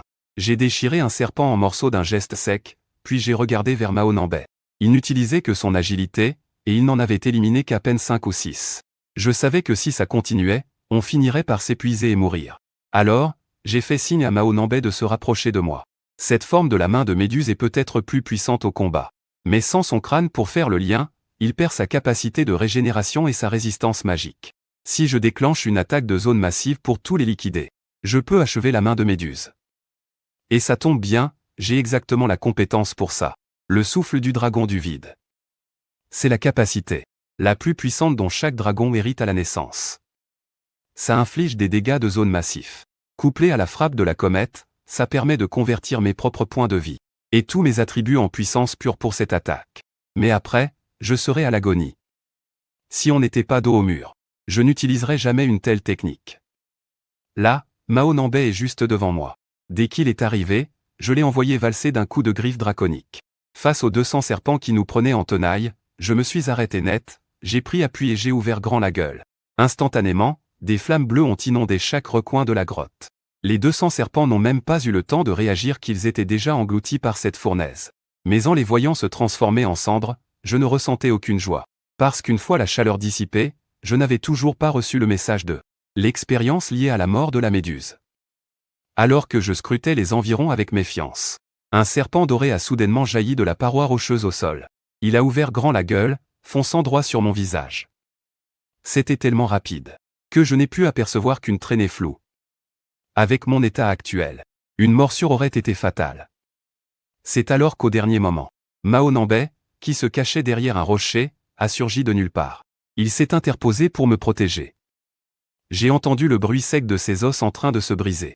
Le serpent doré lui a broyé le bras, faisant chuter ses points de vie déjà critiques. À un chiffre. Mao Nambay, malgré une douleur atroce, a utilisé ses dernières forces pour déchiqueter le serpent en 3 ou 4 morceaux et l'envoyer valser. J'ai vérifié son état. Je n'aurais jamais imaginé que c'était le noyau de la main de Méduse. Et le plus surprenant, c'est que j'ai fini par être sauvé par ce chapat très futé. En regardant son bras fracturé, je me demandais pourquoi il avait fait ça. Logiquement, il aurait dû le laisser me tuer, puis éliminer le noyau lui-même, c'était la meilleure option, non? Mao Nambay, le visage blafard, a esquissé un sourire pénible. On s'était pas mis d'accord, miaou? On devait tuer cette ordure. Je deviens le boss du 2e étage et toi, tu dégages au 3e. Et en plus, tu viens de me sauver la vie. Je ne peux vraiment pas te laisser mourir, miaou. Les paroles naïves de Mao Nambay m'ont fait un peu sourire. En repensant au comportement ingrat des humains par le passé, il semble que je vais devoir changer ma façon de penser, cette idée que les humains sont supérieurs. Ensuite, je me suis approché de la main de Méduse. J'ai écrasé son crâne d'un coup de pied, puis je l'ai ramassé pour le mettre dans ma bouche. Je l'ai mâché quelques fois avant de l'avaler. Annonce, mission principale. Terminée. 50 points de déblocage reçus. Niveau actuel augmenté à LV20, conditions de purification remplies. Ce n'est qu'en entendant la notification de fin de mission que j'ai pu enfin me détendre. Je me suis effondré sur le sol, haletant bruyamment.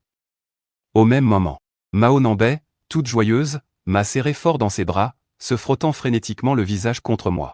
Il faut bien l'avouer, sous sa forme humaine, la poitrine de Mao Nambay est vraiment impressionnante. Ensuite, j'ai d'abord utilisé concentration et guérison pour soigner ses blessures. Puis, j'ai regardé autour de moi. Suite à la mort de la main de Méduse, le passage vers le 3e étage était désormais dégagé. Mais juste au moment où je m'apprêtais à sauter, Mao Nambay a pris la parole, l'air un peu réticente, on forme une équipe si forte. Si tu acceptais de rester, on serait invincible au 2e étage. Miaou, dit-elle en marquant une pause, comme si elle venait de penser à quelque chose. Le visage tout rouge, elle s'est écriée, tu es très intelligent. Et moi, je suis très forte. Je serai la reine du 2e étage. Et tu seras mon stratège. J'étais un peu décontenancé. Je ne comprenais pas comment cette chatte avait pu soudainement me faire une telle proposition. J'ai haussé les épaules. Non, merci. Je préfère encore le ciel bleu et la chaleur du soleil. Sur ces mots, j'ai fait un pas en avant et j'ai sauté directement dans le passage. Mao Nambay a voulu me suivre, mais ma voix lui parvenait déjà du passage pour un dernier adieu. Il n'y a plus rien qui puisse te menacer au 2e étage. On se reverra si le destin le veut, Mao Nambay. Pour elle, le passage vers le 3e étage était peut-être une voie sans issue. Mais pour moi, c'était le chemin indispensable vers la liberté. Mais la seconde d'après, je l'ai regretté. Le 1er étage était une grotte rocheuse. Le 2e, un tunnel boueux. Ce à quoi je ne m'attendais absolument pas, c'est que ce 3e étage soit un vaste monde de glace et de neige. De la glace et de la neige à perte de vue. La température avoisinait les moins 150 degrés. Je me suis empressé d'ouvrir les options de la 2e purification. Et là, surprise. Les 3 premières options étaient les mêmes que la dernière fois. Mais à ma grande surprise, cette fois-ci, il y avait une 4e voie de purification, dragon de glace miniature, une lignée de rang rare. Dans des conditions de froid extrême, possède une forte attirance pour les sources de chaleur. Une voie de purification avec une faible probabilité de déblocage. Compétence innée, immunité à l'attribut glace. Voyant ma barre de vie chuter à cause du froid, je n'ai pas hésité une seconde et j'ai choisi le dragon de glace miniature. Comme la dernière fois, accompagné par la voix familière de la vérité. Le changement de classe s'est fait en un clin d'œil. Toutes les écailles noires et violets de mon corps ont disparu. Mais alors que je m'apprêtais à examiner attentivement l'augmentation de statistiques apportée par cette évolution, un cri de surprise familier a soudain retenti depuis le ciel. J'ai vite levé la tête et j'ai vu un énorme ventre se rapprocher à toute vitesse. En plein sur la peau. Je n'ai même pas eu la place d'esquiver, j'ai été touché de plein fouet. Je ne t'avais pas dit d'esquiver, miaou? Après un certain temps d'exploration, le troisième étage est complètement différent des deux premiers. C'est un monde de glace et de neige d'un blanc immaculé. Même les monstres ici sont translucides et faits de glace, on dirait des sculptures de glace. Leur niveau est de 70 ou plus. Pour pouvoir traverser ce troisième étage au plus vite, Mao Nambay et moi avons décidé de chasser des monstres ici pour augmenter notre niveau.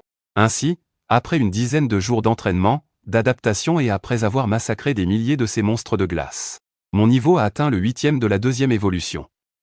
Comme le niveau se réinitialise après chaque évolution, je suis maintenant l'équivalent d'un monstre de niveau 88 du donjon. Quant à Mao Nambay, comme notre duo lui est favorable, son niveau est passé de 51 à 62 pendant ce temps. Mais avec l'augmentation progressive de notre niveau, j'ai aussi découvert quelque chose d'étrange dans le canyon de ce troisième étage. Comme les créatures à l'extérieur du canyon sont de bas niveau, j'ai passé tout mon temps à trimer à l'intérieur. Même si les loups des neiges Akagi de l'extérieur ressemblent à des sculptures de glace, avec leur sang translucide et leur chair blanche, ce sont de véritables créatures vivantes. Par contre, les loups des neiges à l'intérieur du canyon ont un corps de pure glace, sans la moindre trace de chair ou de sang. Le plus important, c'est qu'à mon niveau 5, en tuer un me rapportait 200 points d'expérience. Mais maintenant, au niveau 8, après avoir débloqué la croissance activée et avec le double d'expérience, l'expérience obtenue en tuant un loup des neiges n'est plus que de 50 points. Cela m'a fait penser à une possibilité terrifiante. Ensuite, j'ai emmené Mao Nambay plus profondément dans le canyon. En chemin, nous avons rencontré toutes sortes de monstres, mais sans exception. Tous les monstres avaient un corps de glace et étaient dépourvus d'intelligence. Sans conscience, incapables de communiquer. Le plus fou, c'est que, tout au fond, j'ai même vu une personne avec un corps de pure glace. Cela m'a rendu encore plus certain d'une chose, tous les monstres de ce canyon sont des créatures invoquées. Et il n'y a pratiquement pas de menu fretin parmi les monstres du canyon. Ce qui signifie aussi que la créature qui a invoqué ces monstres doit être elle-même absurdement puissante. Le coupable est probablement le boss du troisième étage, l'empereur de glace. Mao Nambay et moi avons avancé pendant 3 jours. Durant cette période, en tuant continuellement des créatures invoquées, j'ai atteint le niveau 11 de la deuxième évolution, et Mao Nambay le niveau 75. Mais si monter de niveau restaure notre condition physique, ça ne soulage pas la fatigue mentale. Mao Nambay, qui ne s'était presque pas reposé, titubait en marchant. J'en peux plus, Ming, miaou. On peut faire une pause, s'il te plaît? Le boss du troisième étage est tout proche. On se reposera après l'avoir tué. À l'avenir, si tu es fatigué, tu peux te reposer. Au bout d'1 heure. Avec ta vitesse, tu pourras me rattraper. En entendant ça, Mao Nambay a paru embarrassée. Elle ne voulait visiblement pas me laisser seule pour se reposer, alors elle a serré les dents et a continué à me suivre. Dis donc, sale cabot, tu es un peu bizarre ces derniers temps, miaou. Pourquoi tiens-tu tant à tuer ce boss?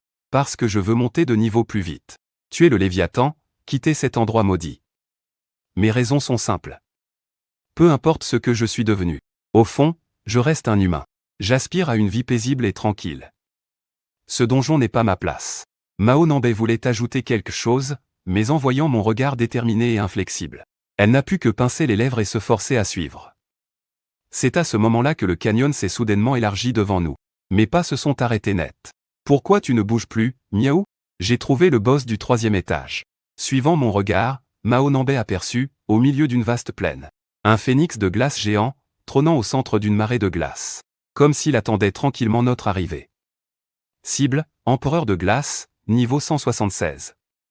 Type, bête démoniaque quasi supérieure, rare. Valeur de reproduction extrêmement élevée. C'est la première fois que je vois un panneau de statistiques hexagonales. Une bête démoniaque avec 4 statistiques à 5 chiffres. Difficile d'imaginer que ce n'est que le boss du troisième étage. Mais les stats brutes ne veulent rien dire. L'utilisation des compétences, la tactique et la perspicacité. Voilà ce qui est décisif pour la victoire. Je fis un pas en avant. Contre toute attente, l'empereur de glace prit la parole. Pourquoi venez-vous troubler ma quiétude? Voyant qu'il était disposé à communiquer, je n'ai pas hésité à lui répondre. Sous votre nid se trouve l'entrée du 4e étage, n'est-ce pas? Nous devons nous rendre au 4e étage. Si tu acceptes de te pousser, nous n'aurons pas besoin de nous battre à mort. Le Binwang déplaça ses pions de cristal. Après un long moment, il dit, je ne souhaite que m'attarder ici. Jusqu'à la fin des temps. Pourquoi, vous autres, venez-vous troubler ma quiétude? Je jetai un œil en dessous de lui et vis le corps d'un Binwang plus petit. C'est donc ton enfant? Le Binwang ne répondit pas. Il se contentait de regarder avec une tendresse infinie le cadavre de son enfant, comme s'il était encore vivant. Je n'avais aucune patience pour ça, et son histoire ne m'intéressait absolument pas. Je me suis mis en position, prêt à combattre. À côté de moi, Mao Nambay semblait réticente à l'idée de se battre contre le Binwang. Non par pitié ou par curiosité pour son sort, mais simplement parce qu'elle pensait que nous n'avions aucune chance de gagner. Mais à cet instant, je me fichais de tout ça. Peu importe ce qui t'était arrivé, à toi et à ton enfant. Je veux seulement atteindre le 4e niveau. À ces mots, le Binwang releva la tête. Il me regarda d'un air soulagé et continua de parler dans son langage incompréhensible. Je vois. Vous aussi, vous souhaitez devenir les compagnons de jeu de mon enfant chéri?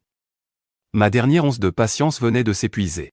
Je cessais de perdre mon temps et utilisais la force de recul de mon impulsion. Me transformant en un obus azur, je lançai une attaque féroce contre le Binwang. J'ouvris grand la gueule et tirai 3 rafales d'impulsion Texurongxi. Pendant ce temps, Mao Nambay agitait frénétiquement ses 2 pattes avant, projetant des dizaines de lames de vent en même temps. Les attaques s'abattirent sur le Binwang comme une pluie battante, réduisant directement sa vie à un 5e. Pourtant, je n'en ressentis aucune joie. Au contraire, mon anxiété ne fit que grandir.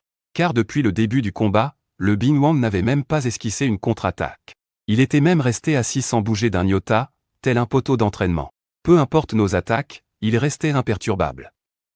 Mon instinct de combattant me fit hésiter.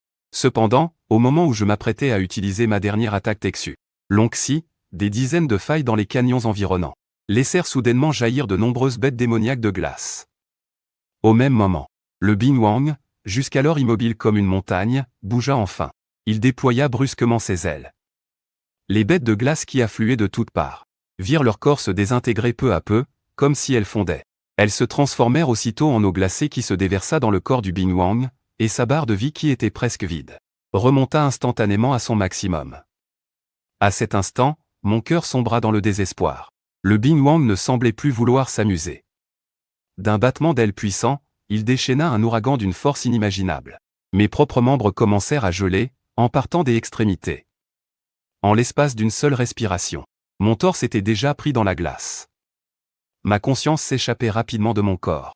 Dans un dernier moment de lucidité, je n'entendis qu'une voix, « Imbécile, cours, tu as mal calculé. On ne fait pas le poids contre lui. » Après ça, plus rien. Je ne sais pas combien de temps s'est écoulé avant que je reprenne conscience. En ouvrant les yeux, je vis que je n'étais plus dans le canyon. Devant moi se tenait un vieil homme qui paraissait avoir 200 ans. Le dénommé Malais me dit en souriant, « Te voilà réveillé. » Aussitôt, un cri strident déchira la plaine enneigée. Une minute plus tard, j'étais à plat ventre sur le sol, encore sous le choc, haletant bruyamment. Je me retournai et levai les yeux au ciel, n'arrivant toujours pas à croire à l'existence de cette étrange et gigantesque bête démoniaque. Il n'a même pas profité de mon inconscience pour me dévorer. Bien au contraire. Il m'a recouvert de son corps massif, et a attendu un jour et une nuit que je me réveille. Il y a donc des gens bien dans le donjon. Ça chamboule un peu ma vision du monde. C'est toi qui m'as sauvé. Demandai-je avec hésitation. À ces mots, la bête au crâne chauve parut très surprise. Tu peux communiquer? J'ai aussi la télépathie. Je hochai la tête, un peu gêné. Dis donc, on ne s'est pas déjà parlé tout à l'heure? Le monstre chauve pencha la tête. Ah, désolé. Ça fait si longtemps que je vis, ma mémoire me joue des tours. Mais ce n'est pas moi qui t'ai sauvé. C'est ton ami. En entendant ça, je fus perplexe. Ce chat, Maoyu, comment as-tu pu oublier Maoyu? Mao Nambay. À ces mots, je fus stupéfait. Des fragments de souvenirs défilèrent devant mes yeux. Je me suis souvenu. À ce moment-là, le froid glacial de Binwang avait déjà gelé tout mon corps. Mais c'est alors que Mao Nambay s'est jetée en avant, se précipitant à mes côtés. De toutes ses forces, elle m'a projeté hors de l'antre de Binwang. Espèce de crétin, viens me sauver, sinon, je ne te ferai pas de bébé. Miaou. Me rappelant de tout, je tombai à genoux, le cœur comme broyé par une main invisible. Le choc de la réalité et mon sentiment d'impuissance déferlèrent sur moi comme une marée. Ils m'engloutirent. Si seulement j'avais été un peu plus prudent. Rien de tout ça ne serait arrivé. Si ce n'était pas pour Mao Nambay, c'est probablement moi qui serais mort des mains de Bing Wang. Ce chat t'a projeté au sommet, à la périphérie de la vallée des os glacés. Je passais par là. Pour être honnête, il est devenu rare de voir une bête de ton niveau au 3e sous-sol. Alors je t'ai simplement ramassé. Autrefois, quand je participais à la grande guerre de Mingu, j'avais aussi des amis comme ça. Mais tu n'as pas l'air triste. Ce chat n'était-il pas ton ami, demanda le vieux monstre, un peu perplexe. Si, c'était mon ami. Un chat idiot. Mais il a sacrifié sa vie pour te sauver. Comment se fait-il que tu ne réagisses pas? Que devrais-je faire alors? Pleurer? Je me suis tourné et j'ai marché vers la vallée de glace. Voyant cela, le vieux monstre m'a directement barré la route. Pourquoi est-ce que tu m'arrêtes? Parce que je vois une jeune bête aller droit à la mort. T'arrêter est le devoir d'un aîné. Mao Nambay est morte. Morte par ma faute. La venger est mon devoir. Mes paroles étaient puissantes, mon ton empli d'une détermination sans faille. Le vieux monstre ne dit rien, son regard descendit simplement un peu plus bas. Il vit mes 2 griffes de dragon serrées si fort que du sang bleu vert s'écoulait d'entre mes doigts. Le vieux monstre esquissa un sourire entendu, comme s'il se souvenait de quelque chose d'heureux.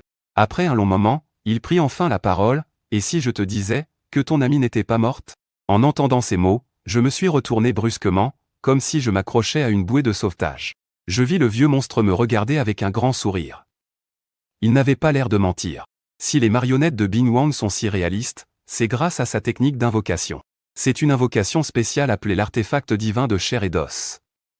Depuis les temps anciens jusqu'à aujourd'hui, il n'y a pas eu plus de 10 êtres capables de maîtriser cette compétence. C'est l'une des techniques les plus rares au monde. Normalement, une créature invoquée est plus faible que l'original. Mais avec cette technique d'invocation, on peut invoquer des créatures aussi, voire plus puissantes que les originales. Car son principe n'est pas la simple réplication d'une invocation ordinaire. C'est de la prédation. Il piège la créature et la tue, tout en préservant son âme, mais en supprimant sa conscience. Ensuite, il utilise la glace pour remodeler son corps. Plutôt que d'une invocation, il vaudrait mieux parler de marionnette. C'est aussi pour ça que lorsqu'on tue ces invocations, on gagne quand même des points d'expérience. Les bêtes magiques que tu as croisées à l'hôtel étaient toutes, sans exception, des invocations de Bing Wang. Aujourd'hui, le 3e étage est entièrement sous son contrôle. À l'exception de quelques sous-fifres, toutes celles qui avaient un minimum de force ont été transformées en invocations par Bing Wang.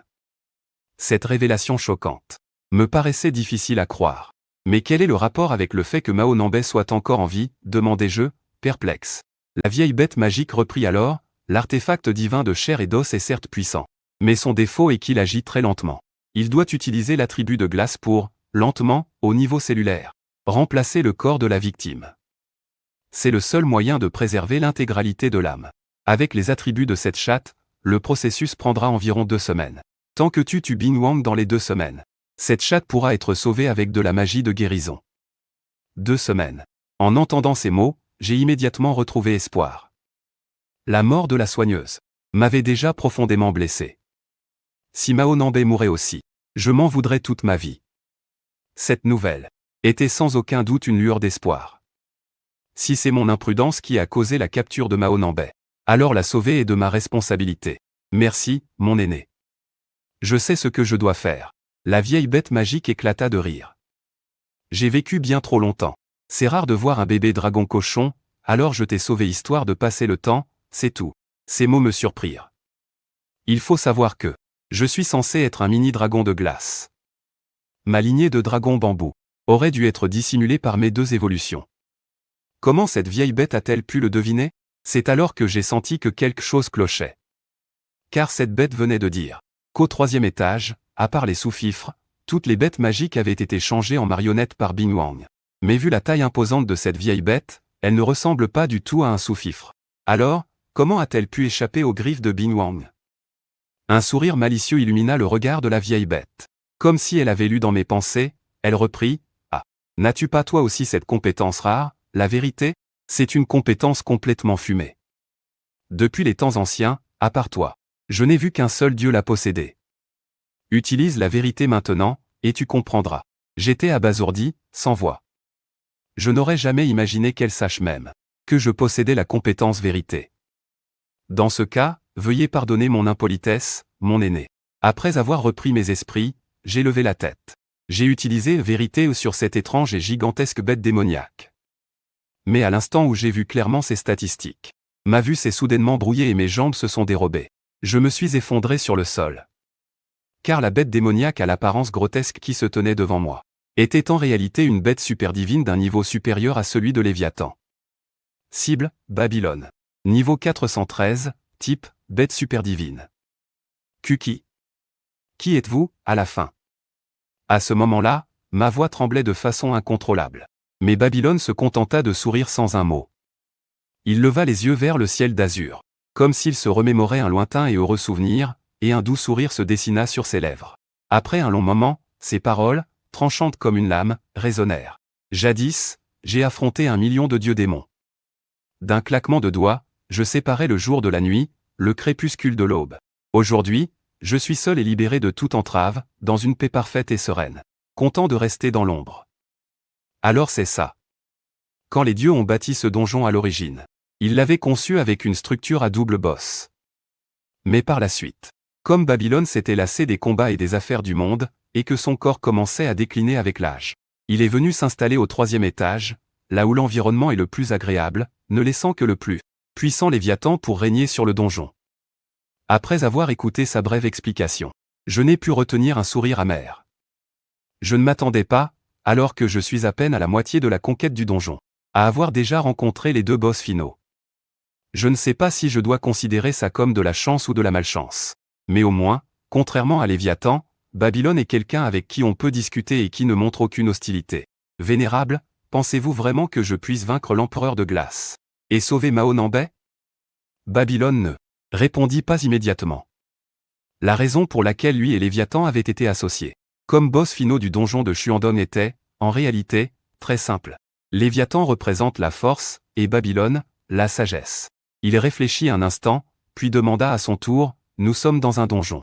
Parmi toutes les bêtes démoniaques que tu as tuées jusqu'à présent, y en a-t-il une seule qui n'avait pas un niveau supérieur au tien ?» Le regard doux de Babylone me fit tressaillir. Ce n'était pas seulement de la bienveillance. C'était la quintessence de la pensée d'un sage, condensant 1000 mots en une seule phrase. Je compris instantanément la profonde signification de ces paroles.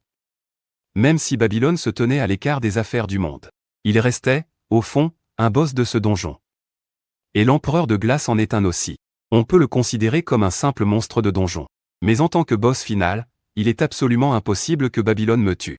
D'autres méthodes contre les boss. J'ai baissé la tête, j'ai réfléchi longuement, puis je me suis relevé. Merci, mon aîné. J'ai compris. Puis, j'ai tourné les talons en direction de Bingu. Pas 2 semaines, 10 jours. 2 semaines, c'est beaucoup trop juste. Mao Nambay risque de ne pas tenir. Il ne me reste que 10 jours. En retirant le temps où j'étais inconscient, il reste en tout 9 jours. Et ce temps ne sera pas perdu. Posté à l'entrée de la vallée de glace, j'ai ramassé un bloc de glace de plus de 10 kg. J'ai concentré mon énergie et activé ma compétence impulsion. De toutes mes forces, je l'ai lancé violemment à l'intérieur de la vallée de glace. Une puissance formidable. Le bloc de glace a été propulsé avec la force d'un boulet de canon, finissant sa course dans un grand fracas. Il s'est écrasé sur une paroi de glace à 1 kilomètre de là. Le bruit était assourdissant. Cela a immédiatement enragé les Binguyuan accrochés à la paroi de glace. En un instant, les 2 à 3 000 Binguyuan qui rôdaient près de l'entrée de la vallée. Ils se sont tous rués dehors, avides de ce nombre écrasant. Mais j'ai affiché un sourire en coin. Il faut savoir que l'empereur de glace peut se régénérer grâce aux marionnettes de glace qu'elle fabrique. Grâce à ce pouvoir, tant qu'il reste des marionnettes dans la vallée de glace, l'empereur de glace est pour ainsi dire immortel. Et toutes les bêtes magiques de la vallée ont été transformées en marionnettes de glace. Puisqu'il en est ainsi, en la privant de cette capacité, je peux en même temps devenir plus fort. Alors, pourquoi m'en priver? Avant de retourner dans la vallée de glace, j'ai dépensé 40 points de déblocage pour faire passer la compétence croissance planifiée au niveau 2. Elle me permet de gagner automatiquement 2 points d'expérience par minute hors combat. Et l'expérience obtenue en tuant des ennemis est quadruplée. Faisant face aux hordes de marionnettes de la vallée de glace, je leur ai fait un signe de la main. En 9 jours, la vallée de glace sera exterminée. Vous êtes les premiers. C'est ainsi que 6 jours ont vite passé. Alors que la dernière marionnette de Kodo de race pure s'effondrait, mon corps a flanché et je me suis écroulé au sol. Annonce, les Kodo de race pure sont maintenant éteints. Récompense d'extinction, 20 points de déblocage ont été crédités. Total des points de déblocage, 416. Niveau augmenté à 16. C'est déjà la 11e espèce de bête marionnette de la vallée de glace que j'extermine. En 6 jours, je ne sais combien de fois j'ai frôlé mes limites. À mon niveau actuel, même en éliminant ces 2 dernières espèces, impossible de gagner ne serait-ce qu'un niveau. Mais je dois le faire. Car non seulement cela privera complètement l'empereur de glace de son immortalité, mais surtout, je pourrais obtenir un total de 90 points de déblocage. Pour m'assurer la victoire, il y a 2 compétences que je dois absolument débloquer. Pendant ce temps, dans les profondeurs de la vallée de glace, l'empereur de glace observait, perplexe, la silhouette prisonnière d'un bloc de glace. 10 jours s'étaient écoulés. Logiquement, une bête magique de seulement niveau 75 aurait déjà dû être dissoute jusqu'aux organes. Pourtant, la chatte dans la glace, Mao Nambay, à part environ 20% de sa peau corrodée, ne montrait presque aucun signe de remplacement corporel. L'empereur de glace pouvait sentir que, même inconsciente, la chatte dans la glace conservait une puissante émotion au plus profond de sa conscience. C'est cette émotion qui empêchait la vitalité de son corps d'être gelée. Voilà pourquoi l'effet du remplacement charnel était si lent. Mais aussi forte que soit la volonté, elle finit toujours par s'effriter un jour. À cet instant, ce qui se lisait dans les yeux de l'empereur de glace n'était pas de l'anxiété, mais une sorte d'affection possessive. Pour elle, c'était la marionnette parfaite. Mais à ce moment précis, une voix brisa soudain le silence de la glace. L'empereur de glace tressaillit violemment et leva la tête, fixant avec incrédulité la bête magique en forme de dragon qui était apparue dans son champ de vision. « Tu as déjà été témoin de ma puissance. Pourquoi oses-tu encore revenir ? En seulement 9 jours, mon aura meurtrière a décuplé. » Le regard froid et arrogant, je fixai l'empereur de glace et lui lançai, « Ta mère ne t'a jamais appris que fiancer de force une gamine, c'est illégal ? C'est ma meuf. Rends-la moi. » En me revoyant, l'expression de l'empereur de glace n'avait clairement plus rien du mépris de la dernière fois. Cette fois, elle me considérait comme une véritable menace. 9 jours plus tôt, l'empereur de glace avait beau être surprise qu'une bête magique si puissante existe encore au 3e étage. À ses yeux, je n'étais pas un adversaire digne d'être pris au sérieux. Au mieux, ils sont à peine plus forts que de simples sbires. Mais en seulement 9 jours, j'ai vu cette faible créature subir une transformation radicale. À ce rythme, je ne sais pas combien de temps Mao Nambay pourra encore tenir. Trêve de bavardage, j'ai fait un pas en avant. Mon corps s'est mué en une météorite inversée, fonçant droit sur le visage de Bing Wang. Je lui ai asséné un coup de pied sans pitié en plein visage. L'impact a même créé une onde de choc en arc de cercle. Elle a déchiré le sol comme une guillotine. Revenu de son choc, Bing Wang est entré dans une rage folle. Ses yeux ont lancé des éclairs et il a ouvert la bouche pour cracher un souffle glacial. Seulement, à peine le souffle sorti, Bing Wang découvrit avec horreur que le petit dragon qui était juste devant lui avait disparu, comme s'il s'était téléporté. Là-haut, espèce de folle furieuse. Ma voix venait de juste au-dessus. Bing Wang a rapidement levé la tête, et a vu qu'à un moment indéterminé, j'avais déjà bondi à près d'1 kilomètre dans les airs. La température du souffle du dragon du vide que j'accumulais dans ma bouche était si élevée que l'espace lui-même se déformait. La dernière fois, il a encaissé 4 souffles du dragon du vide. Bing Wang, comptant sur son immortalité, avait considéré notre combat acharné comme un simple spectacle de clown, sans y prêter la moindre attention. Mais cette fois, c'était différent. Son 6e sens, silencieux depuis un millier d'années, lui disait que s'il ne se défendait pas comme la dernière fois, même s'il ne mourait pas, il perdrait toute sa puissance de combat. L'épée divine à la vitesse d'1 millième de seconde. Le niveau de Bing Wang a baissé. Une magie inimaginable. Juste au-dessus de lui, il a déployé des barrières de glace, les unes après les autres. Il en a créé 5 couches successives. Au-dessus de Bing Wang, s'était formée une forteresse impénétrable. Perforation céleste du vide. J'ai craché de ma bouche un rocher de feu gigantesque, long de plusieurs centaines de mètres, qui a embrasé le ciel entier, le rendant rougeoyant. La première barrière s'est volatilisée instantanément, avant même d'être touchée. Puis ce fut le tour de la 2e, la 3e et la 4e. Bing Wang a pâli, frappé de stupeur. Alors que la dernière barrière de glace était transpercée, le rocher de feu, emportant avec lui un torrent de glace, a traversé le corps de Bing Wang d'un seul coup.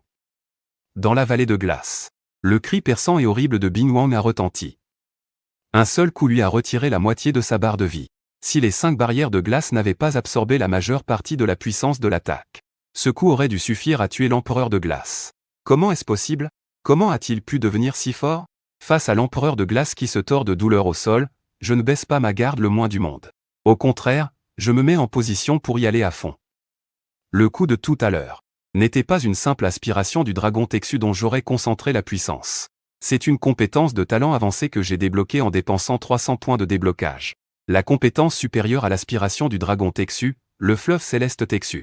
C'est la technique ultime du clan des dragons, que même les dieux ne peuvent posséder. L'empereur de glace, incrédule, n'en croit pas ses yeux. Même si ta technique est puissante, ta force est bien inférieure à la mienne. Pourquoi? Vu ton niveau, tu devrais avoir une compétence d'évaluation de magie, non? Tu n'as qu'à regarder par toi-même. J'ai dit d'une voix neutre, l'évaluation de compétences est une technique des plus communes. Son effet est comparable à une version simplifiée de la vérité, mais sans en posséder les autres capacités. Cependant, tout comme la vérité, elle permet d'observer le niveau et les stats des autres. Lancer une évaluation avant un combat pour juger de l'écart de force est une règle de base dans quasiment toutes les batailles. Comme il avait déjà vu mes stats il y a 9 jours, Bing Wang n'a pas jugé utile de regarder cette fois-ci. Mais en voyant mes stats aujourd'hui, les pupilles de Bing Wang se sont contractées. C'est surtout en voyant une de mes compétences en particulier qu'il a été profondément choqué. Optimisation de la lignée. Elle permet d'ajuster la structure physiologique de son possesseur, pour l'amener à son état optimal, augmentant de façon permanente toutes les stats de 50%. Tous les bonus sont inclus, y compris les stats gagnés lors des montées en niveau futur. De plus, face à des ennemis de niveau supérieur, elle offre au possesseur une compensation de niveau pour annuler la domination par le niveau. Elle peut fournir une compensation allant jusqu'à 40 niveaux. Cette compétence, tout comme Shuxing Tuli et Texutian comme Xuan, appartient au plus haut rang de compétence et coûte 200 points de déblocage. C'est une augmentation de stats comparable à une évolution, avec une compensation de 40 niveaux. De quoi rendre la domination par le niveau de Bing Wang totalement négligeable. Et enfin, il y a la régénération accélérée, cette compétence cumulative que j'ai mis tant d'efforts à débloquer. Elle trouve enfin son utilité aujourd'hui. Elle coûte 5 points de déblocage. Tant que je ne subis pas de dégâts ou que je ne consomme rien pendant plus de 10 secondes, mes points de vie et ma magie se régénèrent lentement. J'y ai investi la quasi-totalité de mes 505 points de déblocage, ce qui me donne enfin la confiance nécessaire pour me battre contre Bing Wang. Toi aussi, tu veux détruire cette tranquillité qui m'est si chère? Hurla Bing Wang. Il déploya brusquement ses ailes, faisant face à ma transformation radicale. Bing Wang devait se battre sérieusement. Utiliser les marionnettes de la vallée de Binggu pour se soigner. Améliorer ses stats, puis se servir de sa supériorité numérique pour écraser son adversaire. C'est ainsi que Bing Wang est resté invaincu au 3e sous-sol de ce donjon. Mais quel dommage! Pendant 10 longues secondes, pas une seule Bing Kuilei ne s'est approchée de lui. Étrange, n'est-ce pas? C'est en m'entendant dire cela, la tête penchée d'un air moqueur, que Bing Wang a compris que la situation était critique. Contrairement aux invocations ordinaires, l'artefact de chair et d'os crée des Bing Kuilei, qui possèdent une vie véritable. Par conséquent, les contrôler exige une force mentale colossale. Même en contrôlant un grand nombre, il ne peut leur donner que des ordres simples. Pour le reste, il doit compter sur le propre jugement des marionnettes. Alors n'espérez même pas sentir si elles sont attaquées. Il y a au bas mot 300 000 Bing Kuilei dans cette vallée de Binggu. Pour réellement percevoir leur état, il faudrait une statistique de perception supérieure à 3 millions. Or, même Léviathan ne possède pas une perception aussi élevée. Il était donc impossible pour Bing Wang de se rendre compte que j'avais massacré ces Bing Kuilei. À cet instant, Bing Wang se sentit glacé jusqu'aux os. Il n'aurait jamais imaginé que ce petit dragon ait pu percer à jour la plus grande faiblesse de l'artefact de chair et d'os, et qu'il ait réellement massacré les centaines de milliers de bêtes démoniaques Bing Kuilei de la vallée de Binggu. Tes Bing Kuilei sont très puissantes, c'est vrai. Et tu as amplement mérité ton titre de maître du 3e sous-sol.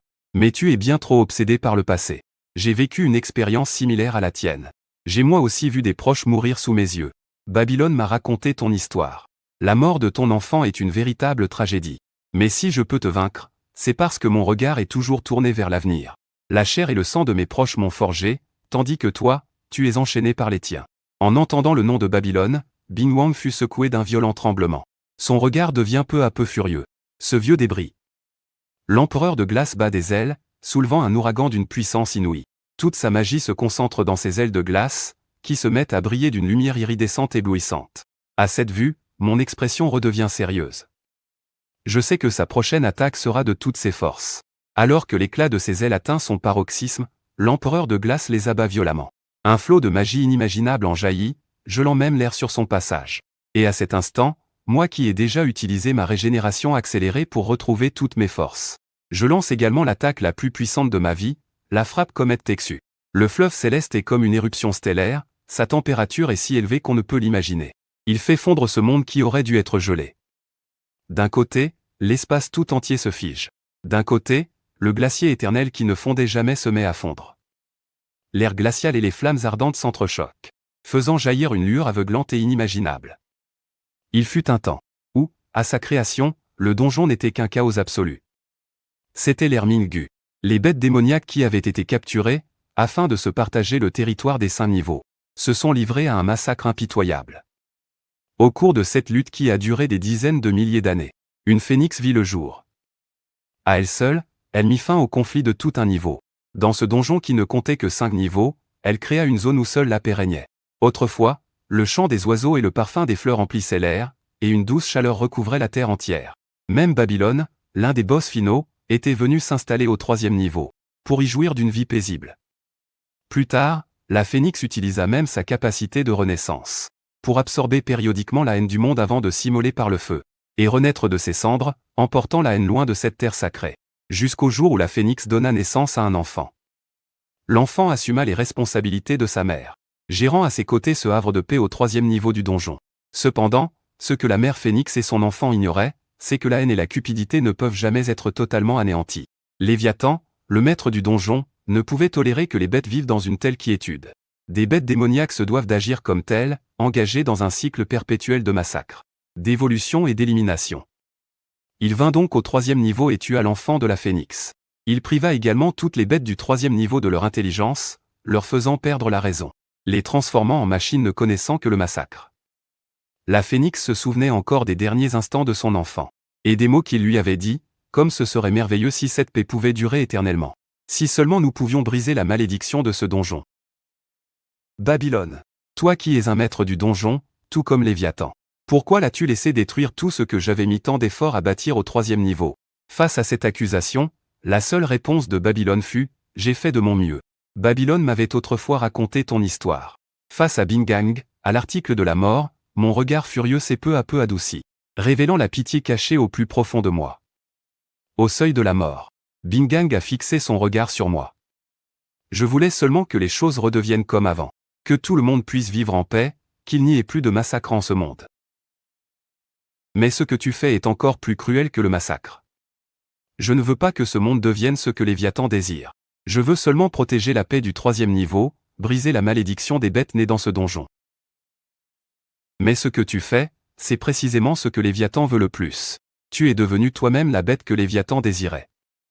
Bingang ferma les yeux, mais il n'était pas encore mort.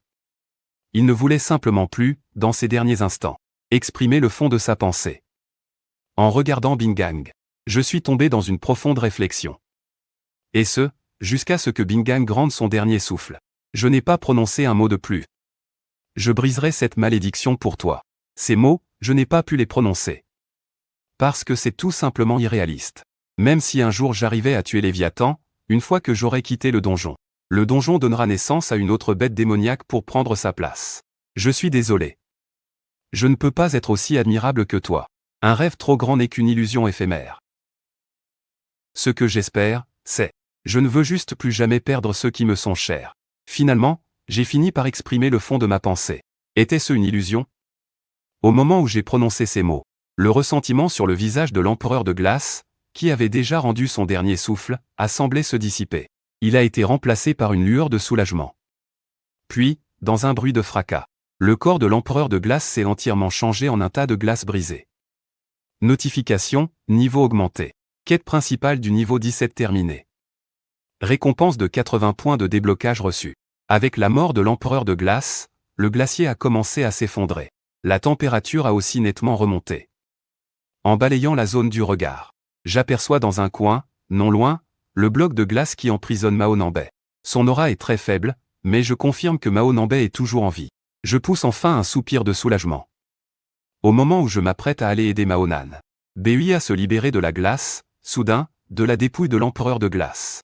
Quelque chose semble rouler hors des débris de glace. Intrigué, je m'approche pour le ramasser. Je découvre que l'objet est tiède et doux comme du jade. C'est une boule de neige de la taille d'un œuf, qui émet une lueur bleue. 1. Mais, c'est pas une boîte divine? Petite, tu as tiré le gros lot. C'est un trésor qu'un monstre de niveau 150 ou plus n'a qu'une chance sur 1000 de laisser tomber à sa mort.